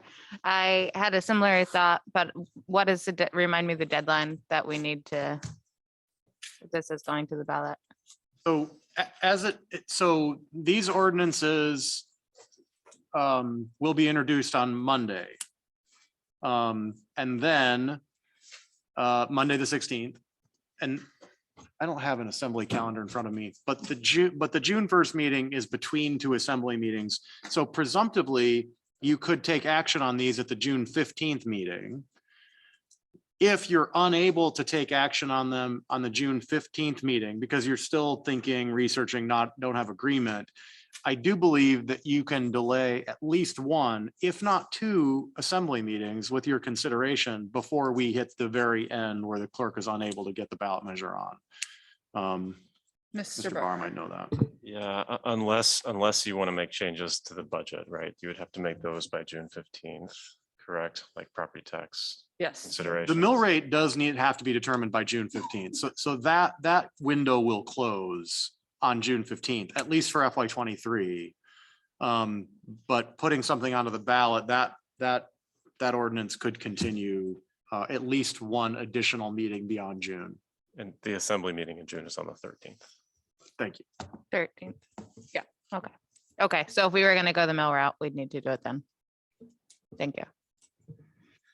So did we decide anything about the 25th? No. The only reason I say that this is a big thing, the Summits have been trying to do this forever, for many years. And I think we might need two more meetings personally. Unless we're all done with ideas. I mean, we thought we were done and now we're making more ideas. And we didn't think we were done, but I mean, we were on a path. And Chair Treen, there's no staff obstacle for the meeting on May 25th. No. We can be here. We'll see. Mayor Weldon. I would love not to meet on May 25th. I think we've done quite a bit, and if we have to pull another meeting as per Ms. Gladys Shefsey's, everybody's tired right now, request, I would do it later, but May 25th, I think we'll all need a break. And Chair Dream, obviously the cow agendas get packed too, but there is a finance committee meeting on the 1st, and then there is a cow on the 6th. And then there's a regular assembly meeting on the 13th. So correct. I mean, obviously it's your determination what will go on the cow agenda, but there is a finance between the meeting in which it would presumptively be introduced and could be up for public hearing. There is one finance committee meeting on the calendar. Well, there's also the 25th, but aside from the 25th, there's the 1st of June. The 6th of June is a cow. The following Monday, the 13th of June, is a regular assembly meeting where this could be in order for action. it doesn't have to be, what's a date? It has to be. Can somebody get us the date, the actual date? I think we have that. It's the August meeting. And that would be public hearing at that meeting. That's correct, Chair Dream. I mean, the thing that the clerk has advised you or warned you, it is, I'm just making sure I'm correctly reading days here. Yes, it is the August 1st meeting, not the August 22nd meeting. So August 1st, but I do believe that the clerk has said, if you pass or an ordinance with a ballot measure on August 1st, it can go on the October ballot. Okay. Mayor Weldon. And because we're relying so much on public, on this one, there's nothing wrong with having more than one public hearing. And then bring it back to finance or the cow, just because it sounds like we're gonna end up with some options to consider for the public. Ms. Glashow. Okay, so if it's August, I guess somehow I had in my mind it was July for some reason. So then we have time to think. Okay, thank you. Okay. That's all right. And then it's June. Yes. And Chair Dream, I'll just, one of the clerk's concerns about an August 1st meeting is that reconsideration, a motion for reconsideration would stop that process. So. Oh, God. Okay, we're done. We're done with this topic. We'll discuss it again later. Any other business to come before the Finance Committee? No. Okay, we're adjourned.